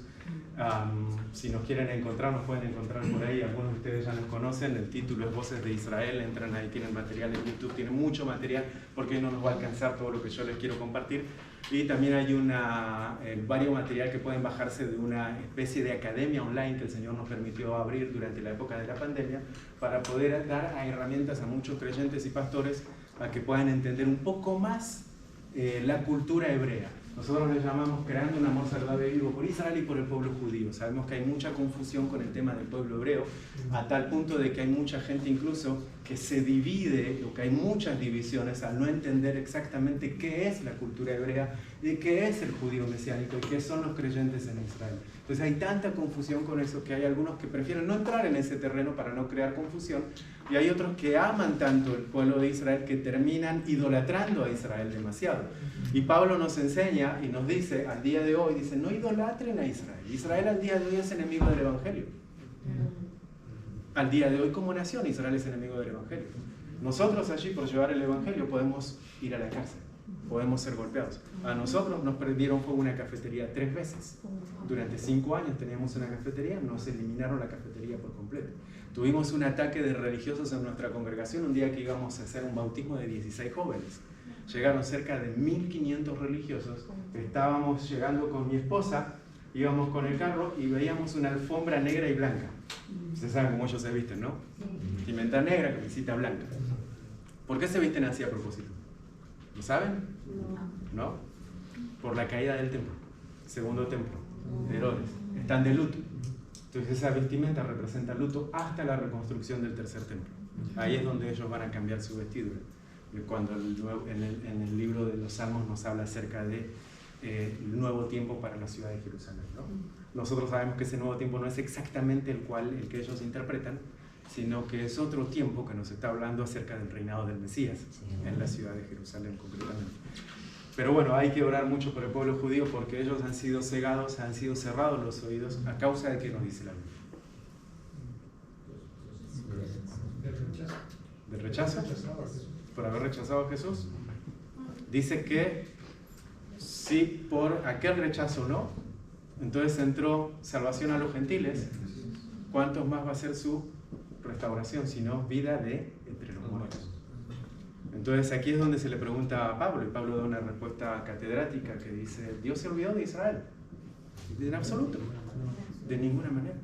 Dios no se olvidó, porque si por su transgresión ha venido salvación a los gentiles, ¿cuánto más será su restauración sino vida de entre los muertos? Y entonces él termina con la conclusión que todo Israel será salvo. ¿Ok? Y está hablando de Israel como nación, no de Israel como pueblo de creyentes. Está hablando de Israel como nación. Entonces hay un tiempo para Israel que el Señor no se olvidó de Israel. Y cuando yo digo, si nosotros queremos saber cuáles son los acontecimientos o lo que va a pasar en los próximos días, usted tiene que observar a Israel. Por ahí habrán escuchado frases como que Israel es el reloj profético de Israel para las naciones de la tierra. Hay que mirar a Israel. Israel es el reloj profético. Es decir, lo que va a marcar es lo que va a pasar en los próximos tiempos. Cuando Israel vuelve a escena, lo que muchos libros tuvieron que enviarse a la basura, que dijeron que Israel no iba a volver a escena, que se terminó, que aquella profecía de que Israel iba a volver en el año determinado, que Dios iba a reunirlos. Una de las cosas que por qué nosotros llegamos a Israel es porque el Señor nos trae conforme a la profecía del Antiguo Testamento, del libro de Ezequiel. Los recogeré de las naciones en donde los he esparcido y los traeré nuevamente a la tierra que prometía vuestros padres, es decir, los que estaban viviendo antes que nosotros allí. Y el pueblo judío atravesó muchísimas situaciones, 2000 años esparcidos por el mundo. En 1948 se cumple la profecía, el pueblo de Israel vuelve a escena. Y cuando el pueblo de Israel vuelve a escena, de la higuera aprenden. Y empiezan a conectar un montón de cosas que comienzan a suceder en los próximos tiempos. Ustedes saben que durante 2000 años el pueblo hebreo, cuando fueron expulsados de la ciudad de Jerusalén, cada celebración de Shabbat que ellos tenían, daban una frase al final de la celebración. ¿Saben cuál era esa frase? Leshaná Babe Yerushalayim. ¿Les traduzco? El próximo año en Jerusalén. Durante 2000 años. Esa frase fue la que mantuvo la luz de esperanza encendida en cada familia judía que en algún momento iban a retornar a la tierra de la Biblia. Por 2000 años. Miren, el pueblo judío puede ser un pueblo que está lejos del Señor por completo. Pero ¿saben qué? Hay algo que nosotros tenemos que aprender de ellos.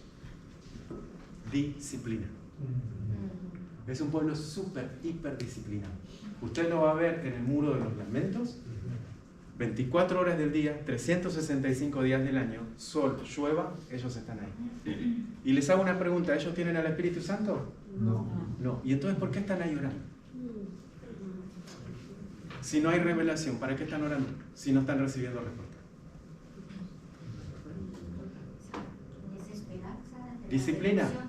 Disciplina. Ellos saben que lo tienen que hacer porque en algún momento dado el Señor les va a dar respuesta a su oración. Entonces están, no en 400 años de silencio como Malaquías y Mateo nos dice, sino que están en 2400, ¿qué años están ustedes? 2022, 2422 años de silencio. Que no pueden oír la voz del Padre. ¿Por qué? Porque no hay templo, no hay sumo sacerdote. No hay hoy representación de Dios para el pueblo judío sobre la faz de la tierra. Y cuando usted como creyente va y habla con ellos y dice, el Señor a mí me habló, el Señor a mí me dijo, ¿sabe lo que le dice el judío? Tú estás loco. Si no tenemos templo, dice que acá hay un vale de regalo para el que se porta bien y responde 5 minutos. Eso es lo que leo, eso es la verdad. Ellos son un pueblo, como les dije, bien hiperdisciplinados. Y la pregunta es esta: ¿qué pasaría si ellos hoy, como nación completa, reconocen a Jesús como su Salvador? Se terminó, ¿no? Porque la Biblia que nos dice, hasta que el tiempo del gentil se cumpla, entonces todo Israel será salvo. Y si dijimos que Israel es el reloj profético de parte de Dios, quiere decir que hay algo que se está moviendo. Quiere decir que en el 1948 algo aconteció y que en el 1967 se termina de completar el asunto cuando Jerusalén es reunificada nuevamente a la nación de Israel. Y si eso comienza a suceder, quiere decir que el tiempo del gentil está llegando a su agotamiento. Por allí nosotros le decíamos a alguien, y a veces me pone triste cuando comentamos con algunas congregaciones, que el Mesías está pronto. ¿Y saben lo que nos responden? Hace 2000 años nos están diciendo eso. Y cuando uno perdió la esperanza de que el Mesías está pronto, entonces ¿qué nos queda? Perdimos todo, ¿no? Entonces nos empezamos a ocupar en otras cosas cuando perdemos la visión de que Él está por retornar. Pero cuando nuestro objetivo es poder encontrarnos con aquel que nos creó. Amén. Y ¿saben qué? No se va a tardar. Él está en camino. Nos centramos en lo que quería compartir con ustedes. Terminó el tiempo. Miren, nos dice lo siguiente. El verso, yo aprovecho para tomar el verso que habían ustedes promovido para el encuentro de hoy. Y en el libro de Salmos nos dice lo siguiente: generación a generación celebrará tus obras y anunciará tus poderosos hechos. Pregunta: ¿a quién se refiere?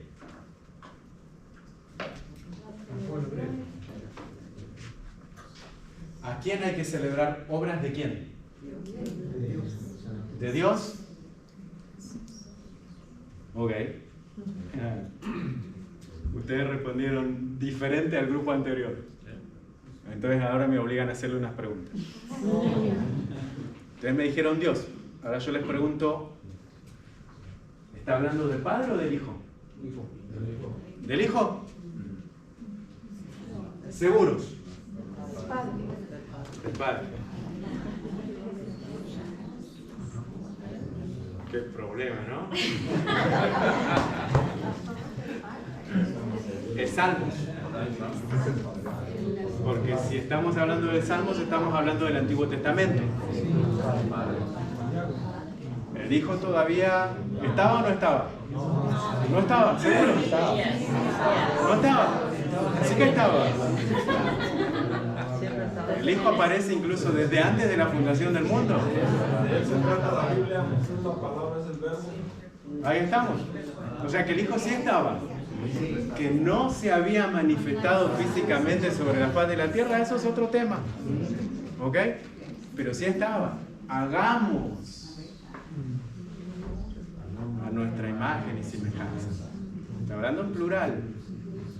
Entonces mucha gente a veces no capta el plural de Dios en el Antiguo Testamento. Ustedes saben que cuando ustedes están diciendo Dios, nosotros estamos diciendo Elohim. Cuando nosotros estamos diciendo Elohim, lo estamos diciendo los tres. Tú te refieres a los tres, pero nosotros estamos hablando de un Dios plural, pero que es uno. Porque también te dice Shema Israel Adonai Elohim, Adonai Echad. Escucha, oh Dios Israel, uno solo es. Pero por otro lado su nombre es plural. Entonces si Él es uno solo, ¿por qué tenemos un nombre en plural? Hay algo que el nombre nos está diciendo y que no lo alcanzamos a captar. Es que nosotros, si queremos centrarnos en el título que teníamos, Jesús en el tiempo moderno, nosotros tenemos que entender primeramente quién era Jesús. ¿Ok? Y si yo hoy en día me tengo que irme a la cultura en donde me encuentro, yo me voy a la cultura de Israel, yo no tengo mucha autoridad para hablar de la cultura de aquí de los Estados de América porque no vivo aquí. Entonces puedo decir cosas que no tienen nada de lugar. Yo puedo hablar de la estrategia que nosotros utilizamos en Israel, pero quizás la estrategia esa aquí no funciona. Y es que a veces cometemos nosotros muchos errores porque queremos copiar la estrategia de XY, la queremos aplicar acá y al final no funciona. ¿Por qué? Porque no conozco la cultura. Entonces yo no tengo autoridad para hablar del Jesús en la era moderna de aquí. Yo tengo autoridad para hablar del Jesús de la era moderna en la cultura que yo vivo, la cultura que yo conozco. Misteriosamente estamos hablando exactamente del mismo Dios. Entonces si yo hablo del Jesús de la era moderna de allá, estoy hablando del Jesús de la era moderna de aquí. No más que quizás usted le puede poner cabello largo, le puede poner ojos celestes, porque eso es lo que le dice Hollywood, ¿no? Que así es Jesús. Jesús se lo ve con barba, ojos claros, cabello largo, buen físico. El buen físico se lo creo, porque él tenía que caminar muchísimo. pero los ojos celestes y el cabello largo. Si usted hoy va al pueblo de Israel, se va a encontrar que la mayoría de la gente es de color oscura. Entonces muchos de los rubios de ojos celestes son judíos que se chocaron con una cultura llamada Ashkenazí, cuando fueron expulsados de Jerusalén. Entonces se fueron mezclando, el pueblo se fue mezclando. Pero el pueblo original, recuerden, el territorio de Mesopotamia, Medio Oriente, árabes y judíos.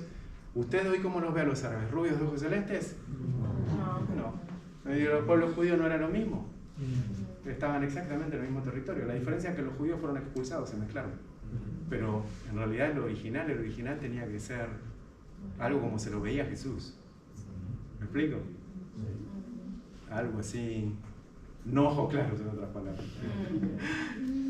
Entonces, si yo quiero conocer a Jesús, tengo primeramente que conocer al Padre. Y si no conozco al Padre, entonces no conozco a Jesús. Primeramente, en la hojita anterior decía Jesús, Mesías y Yeshua. ¿Jesús era judío o era cristiano? ¿Seguro, sí? Sí. ¿Por qué me dicen que sí? Porque era su cultura. ¿Por cultura? Ok, ¿por qué más? Porque nació del pueblo hebreo, de María. ¿María era judía? ¿Por qué María era judía? ¿Cómo uno es judío?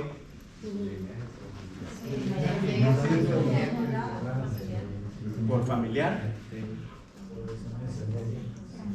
Ok, yo soy judío, tú te casas con mi hermano, tú tienes un hijo, ¿tu hijo es judío? ¿Sí? ¿Por qué sí? Qué problema, ¿no? ¿Estaban preparados ustedes para esto? Si nos vamos al libro de Esdras, ¿ok? Esdras capítulo 6, dice que hubo algo en la historia del pueblo hebreo. Recuerden que el pueblo fue expulsado y tuvieron que retornar para habitar la ciudad de Jerusalén. Y hubo una decisión que tuvo que tomar el escriba. Y él dijo, hoy es un día triste para el pueblo. ¿Por qué? Porque tenemos que expulsar a las mujeres y los niños que hemos tomado que no son nuestros. Entonces se juntaron en aquella plaza, reunieron a toda la gente y tuvieron que sacarlos afuera a los niños y a sus esposas, que me cortan el cuello. Dicen. Se terminó el tiempo. Un break.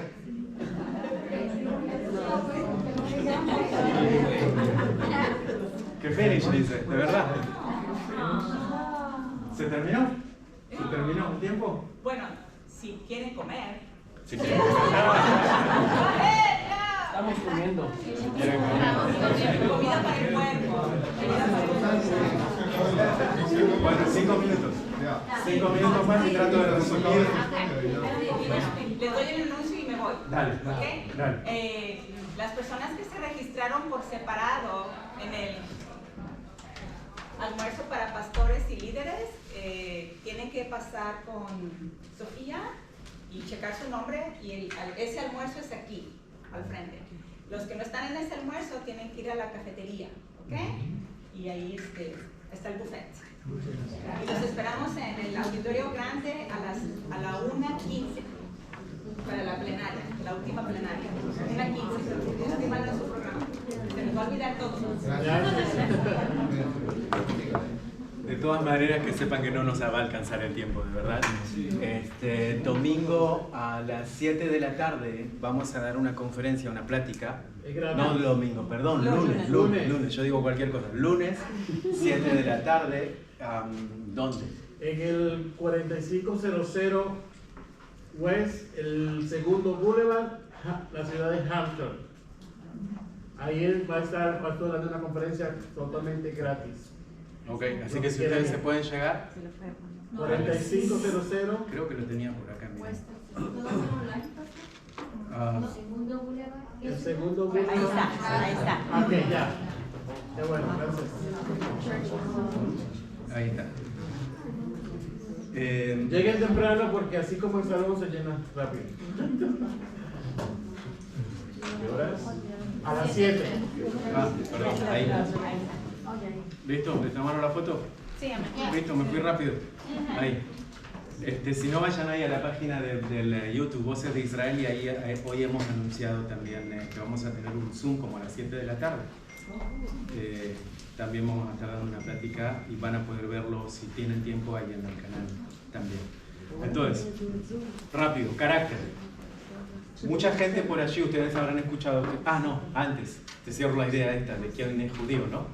Entonces, Esdras, cuando hace aquella decisión, se toma por determinación que un judío es judío porque viene de vientre materno, no por apellido, como por ahí se han enseñado. Es decir, si su apellido es Iceberg, no necesariamente es judío. Si su apellido es Gómez, no necesariamente es judío. Por ahí se ha enseñado que si es con Z la terminación y no con S, entonces eres judío. Puede ser que hubo algo por aquí, pero el Estado de Israel no lo va a reconocer si no viene de vientre. El Estado de Israel de hoy, porque el Estado de Israel de hoy se basa conforme lo que pasó con el escrito. Entonces dice que un judío es judío si viene de vientre, independientemente si el padre es o no es judío. Y saben que el efecto que estamos teniendo hoy en Israel, debido a aquella decisión bien interesante, que puede ser un padre árabe que se casa con una rusa judía, digo rusa porque es muy común que entre ellos haya morido, una rusa judía, entonces su niño es judío de padres árabes. Y usted dice, ¿cómo así posible? Entonces, ¿aquel qué va a hacer? ¿Qué va a practicar? ¿Alá o Elohim? Porque por linaje le pertenece a Elohim. También, si no es por linaje, no todos le pertenecemos a él. Pero desde el punto de vista de sangre, pertenece al pueblo hebreo. Pero desde el punto de vista de religión, acá es donde cambia el asunto. Y a veces que la gente confunde y piensa que Israel es judío, pero el pueblo judío no representa a Israel e Israel no representa al pueblo judío. No todo Israel es judío, no todo judío es Israel. Esto es medio confuso, pero es fácil de explicar. Pero no lo voy a explicar ahora porque no. Entonces, carácter. Nos dice lo siguiente, Juan 14:8. Felipe le dijo, Señor, Felipe le está preguntando al mismísimo Mesías, Señor, muéstranos al Padre y nos basta. Jesús le dijo, tanto tiempo hace que estoy con vosotros y no me has conocido, Felipe. El que me ha visto a mí, ha visto al Padre. Muchas veces nosotros oramos, y lo voy a hacer rápido, cuando los discípulos vienen y le preguntan al Señor, Señor, enséñanos a orar. ¿Ok? ¿Qué es lo que el Señor hace? Padre nuestro. Así es. Y comienza la oración en el hebreo, que él le estaba enseñando hebreo. Padre nuestro que estás en los cielos, y comienza la oración. Es más, acá tienen un tip que no pasó al español. Dice, ustedes lo encuentran en el español, que dice, el pan nuestro de cada día, dánoslo hoy. En el español no alcanzó con las palabras a copiar exactamente lo que estaba queriendo decir en el hebreo. El hebreo lo que nos está diciendo, dice, et lechem jokenu ten lanu hayom. Lo que quiere decir es el pan que nos corresponde por ley, no el pan nuestro de cada día. El pan que nos corresponde por ley, dánoslo hoy. Entonces por ahí entendemos cuando dice, si Dios se ocupa de las bestias del campo y de las aves del cielo, ¿cómo no se va a ocupar de sus hijos? Por ley. Entonces cuando usted vaya y le habla al Señor, es, Padre, lo que me corresponde por ley, porque Él le creó a usted, dámelo hoy.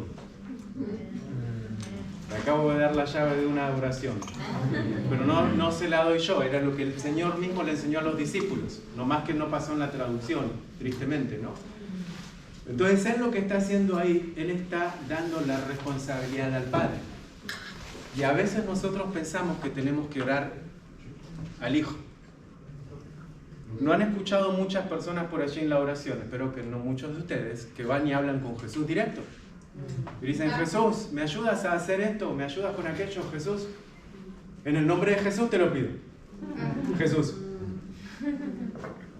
Como que confundimos un poco las cosas, ¿no? Pero Él mismo dijo, cuando ustedes oren, Padre, vayan al Padre. Me salgo rápido. Hechos capítulo 2, verso 42. Dice, así pues, los que recibieron su mensaje fueron bautizados, y aquel día se unieron a la iglesia unas 3.000 personas. ¿Recuerdan quién dio ese mensaje? Pedro. ¿Ese era el primero o el segundo o el tercero que estaba dando? El primero. Un solito mensaje, 3.000 personas. ¿En qué se basó el mensaje de Pedro? La historia de la resurrección de Cristo. No la historia de Israel. ¿Estaba dando mensaje? ¿Qué nos dice la Biblia? Si nosotros agarramos el Hechos capítulo 2, resulta ser que como pueblo hebreo habían ido a una fiesta conforme la tradición hebrea. Entonces, conforme la tradición hebrea, el libro de Levíticos nos dice que son 7 fiestas, los Moadim, los tiempos de Dios. De esas 7 fiestas, 3 son obligatorias, que el pueblo hebreo tenía que subir a la ciudad de Jerusalén para celebrar estas fiestas. ¿Recuerdan cuáles eran? Pascua, Pentecostés y Tabernáculo. Exacto. Pascuas, Pesaj, Shavuot, Pentecostés y Sukkot, Tabernáculo. Están ahorcando a alguien más ahí. Ahí. ¿A mí? Ah. Nos pasan ahorcándonos acá en California. O debe ser por lo que dije, Sukkot. Sukkot, Tabernáculo. Estas 3 fiestas eran obligatorias. Y en estas 3 fiestas que el pueblo era obligatorio, que tenía que subir, resulta ser que los discípulos se quedaron en Jerusalén y recuerdan algo que la iglesia cristiana dice, que Pentecostés es cristiano, cuando en realidad Pentecostés es hebreo. Entonces allí vino el Espíritu Santo. Y dice que empezaron a hablar en lenguas conforme el Espíritu les daba que hablasen. Y había medos, persas, diferentes personas de diferentes lugares. Y entonces es ahí que Pedro le llama la atención a la gente y le dice, ¿por qué están sorprendidos? Si esto que está pasando acá está escrito.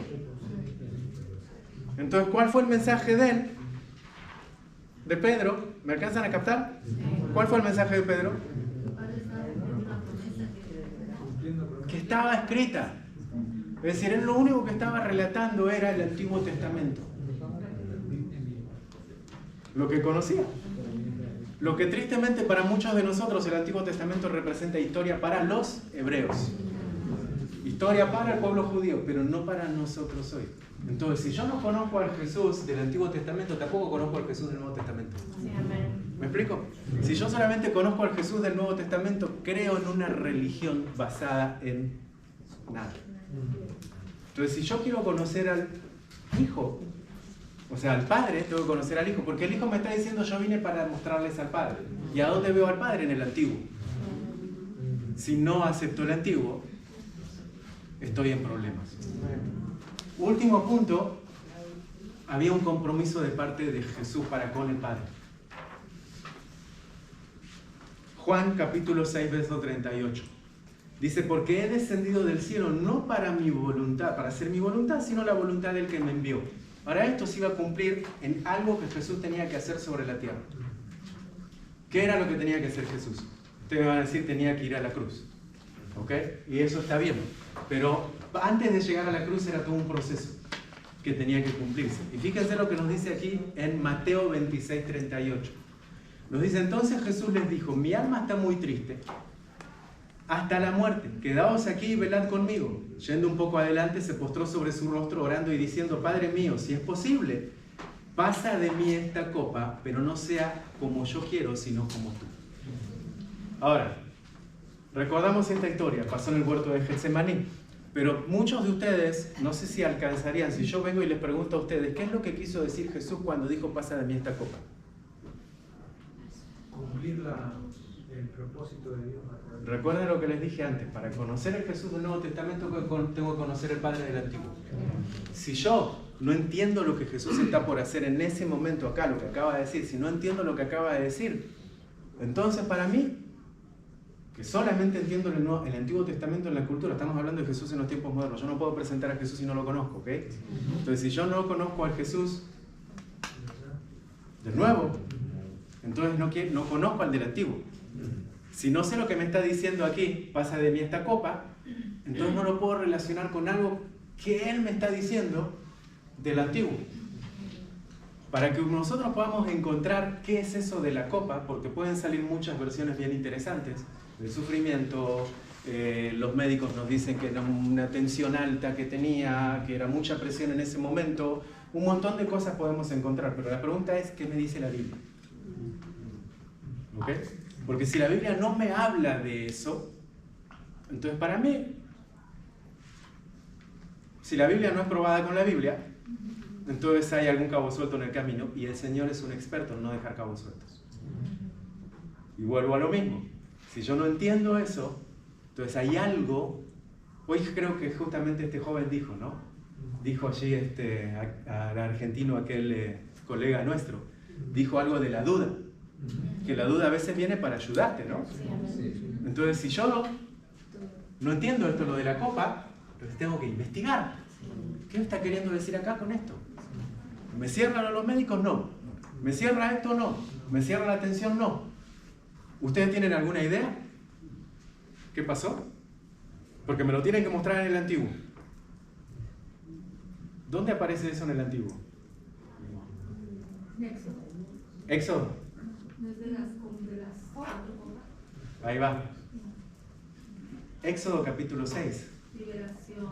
Ahí estamos, exactamente. Ustedes saben que el pueblo hebreo, cada celebración del Pesaj, celebra 4 copas en su cena del Pesaj, de la Pascua. Entonces, cuando él está hablando de esta copa, ¿cuándo está hablando? En la fiesta del Pesaj, en la fiesta de la Pascua. Él era la última noche que él se encontraba con sus discípulos. En el libro de Lucas, ustedes van a encontrar la parte cuando nos habla acerca de la comunión, lo que se conoce como Santa Cena, lo que para nosotros era la noche de la Pascua, el Pesaj hebreo. Jesús se encontraba con sus discípulos en la mesa, la última Pascua que él iba a celebrar con los discípulos. Y dice que él levanta la copa, la bendice y les explica a ellos lo que iba a acontecer. Y después dice que comieron, y después de comer cantaron salmos, y dice que vuelve a tomar una copa. ¿Ok? ¿Sabía eso usted? ¿Le prestó atención que hay 2 copas ahí en el libro de Lucas?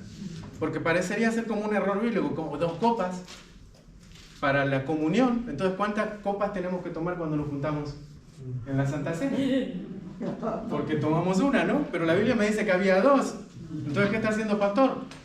Si la Biblia me dice que hay 2, ¿por qué tomamos una sola? Usted se está quedando con la segunda.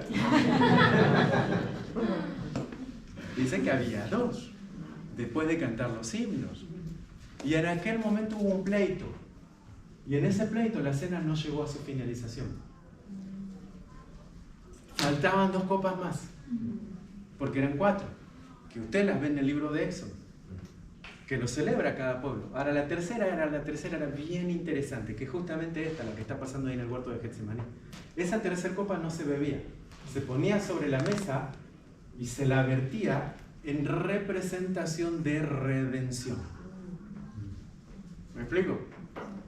La primera copa, conforme al libro de Éxodo, capítulo 6, es: y los liberaré, los santificaré, los redimiré con brazo extendido y los aceptaré. Los haré mi pueblo. Y yo seré ustedes por Dios y ustedes serán a mi pueblo. Ahí está hablando de 4 copas: liberación, santificación, redención y aceptación. La tercera copa, que era redención, era la copa más difícil de todas porque se trataba de redimir al pueblo. Entonces, si Jesús, el que nosotros creemos, el Jesús de la era moderna, si Él no había cumplido con esa copa, entonces Él no nos había redimido, por lo tanto Él no era el Mesías. ¿Me explico? Entonces, para Él poder cumplir aquello tenía que completar lo escrito por el Antiguo Testamento. Entonces Él, al completarlo en el Antiguo Testamento, dice que pase de mí esta copa, pero no vine a hacer mi voluntad sino la tuya. Que fue lo que nos dijo antes Juan. Que Él vino aquí para hacer, vino del cielo para hacer la voluntad del Padre, no la de Él. Y en ese momento dice que continúa adelante. Iba a la cruz. Muchos de nosotros tenemos la imagen de la cruz como el éxito de la parte del Señor. Pero ¿saben dónde fue el éxito? En el huerto de Getsemaní. Sin huerto de Getsemaní no hay cruz. Ahora, ¿por qué decimos que el éxito fue en el huerto de Getsemaní? Porque dice que todas las potestades se levantaron en ese momento para atacarlo al Mesías. Y en ese mismísimo momento, si todas las potestades se levantaron para atacarlo a Él, nos dice que vino un ángel, ¿para qué? Para consolarlo. Y es la primera vez que nosotros vemos que Jesús necesita ayuda sobrenatural. ¿No le parece raro eso? Entonces, si él necesita ayuda sobrenatural, es que está pasando una situación bien complicada. Y entonces dice que mientras el ángel le consolaba, él oraba con mayor intensidad. Entonces siguió adelante. Él cumplió con la tercera copa, que es la copa de la redención. Pero para ser el Mesías finalmente, está faltando una copa más. ¿En dónde usted la ve en la vida del Mesías? Hasta el fin. En la cruz. En la cruz. En un momento dado él dijo, tengo sed. ¿Recuerdan? ¿Y recuerdan lo que le dio para beber? Vinagre. ¿La tomó o no lo tomó? ¿Qué nos dice la Biblia? ¿No lo tomó? La probó. Después de haber tragado, dice, él dijo algo. Consumado es. Eso es lo que usted me dice que él dijo.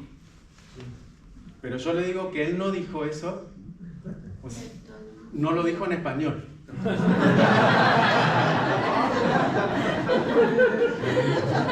Él lo dijo en hebreo. ¿Y saben lo que dijo? Nishlam. Ahora sí, nosotros tenemos que ir al lenguaje hebreo. El hebreo es un lenguaje que es muy rico, el hebreo. Entonces de una palabra nosotros generamos una raíz, otra raíz, otra raíz y sale otra cosa. Entonces de esa palabrita que Jesús dijo, Nishlam, salen tres palabras juntas. Que no es consumado, es la expresión completa para explicarnos lo que allí sucedió. Entonces nos quedamos cortos con lo que exactamente sucedió. Está bien decir consumado es, pero es mucho más profundo. Porque él al decir Nishlam, ¿saben lo que él dijo? La cuarta copa. Lo que él dijo fue, Nishlam viene de Shulam, fue pagado, fue perfecto y fue completo. Tres cosas mientras él estaba tragando el agua. Dijo, Nishlam, fue perfecto, fue pagado y fue completo. Y en ese momento dice que dejó de respirar. Entonces, en él se cumple exactamente las 4 copas del libro de Éxodo. Y me pregunta y con esta termino. De las 3 fiestas hebreas, la Pesaj, al día de hoy, ¿se celebra tal cual como se celebraba en la antigüedad? Porque la Biblia nos dice cómo era. Cada vez que se reúnen a hacer la Pesaj, ustedes tienen que hacer un cordero, ponerlo en la mesa, comer, y si la familia fuese pequeña, entonces llamen al vecino y lo comen juntos. Estoy haciéndolo en un lenguaje más moderno. ¿Ok? Ustedes saben que de la Pesaj hace 2000 años atrás no se puede poner cordero en la mesa. ¿Sabe por qué? Porque no hay sacrificio. ¿Por qué no hay sacrificio? Porque no hay templo, porque no hay sacerdocio. No hay sumo sacerdote en Israel. Entonces no hay. ¿Y qué nos está demostrando eso a nosotros? Que Jesús ya lo cumplió. Entonces si Jesús ya lo cumplió, Él era el cordero puro y sin mancha, que entró una vez y para siempre y pagó los pecados del mundo. Entonces Él fue Nishlam, completo, perfecto y pagado. No tenemos más tiempo.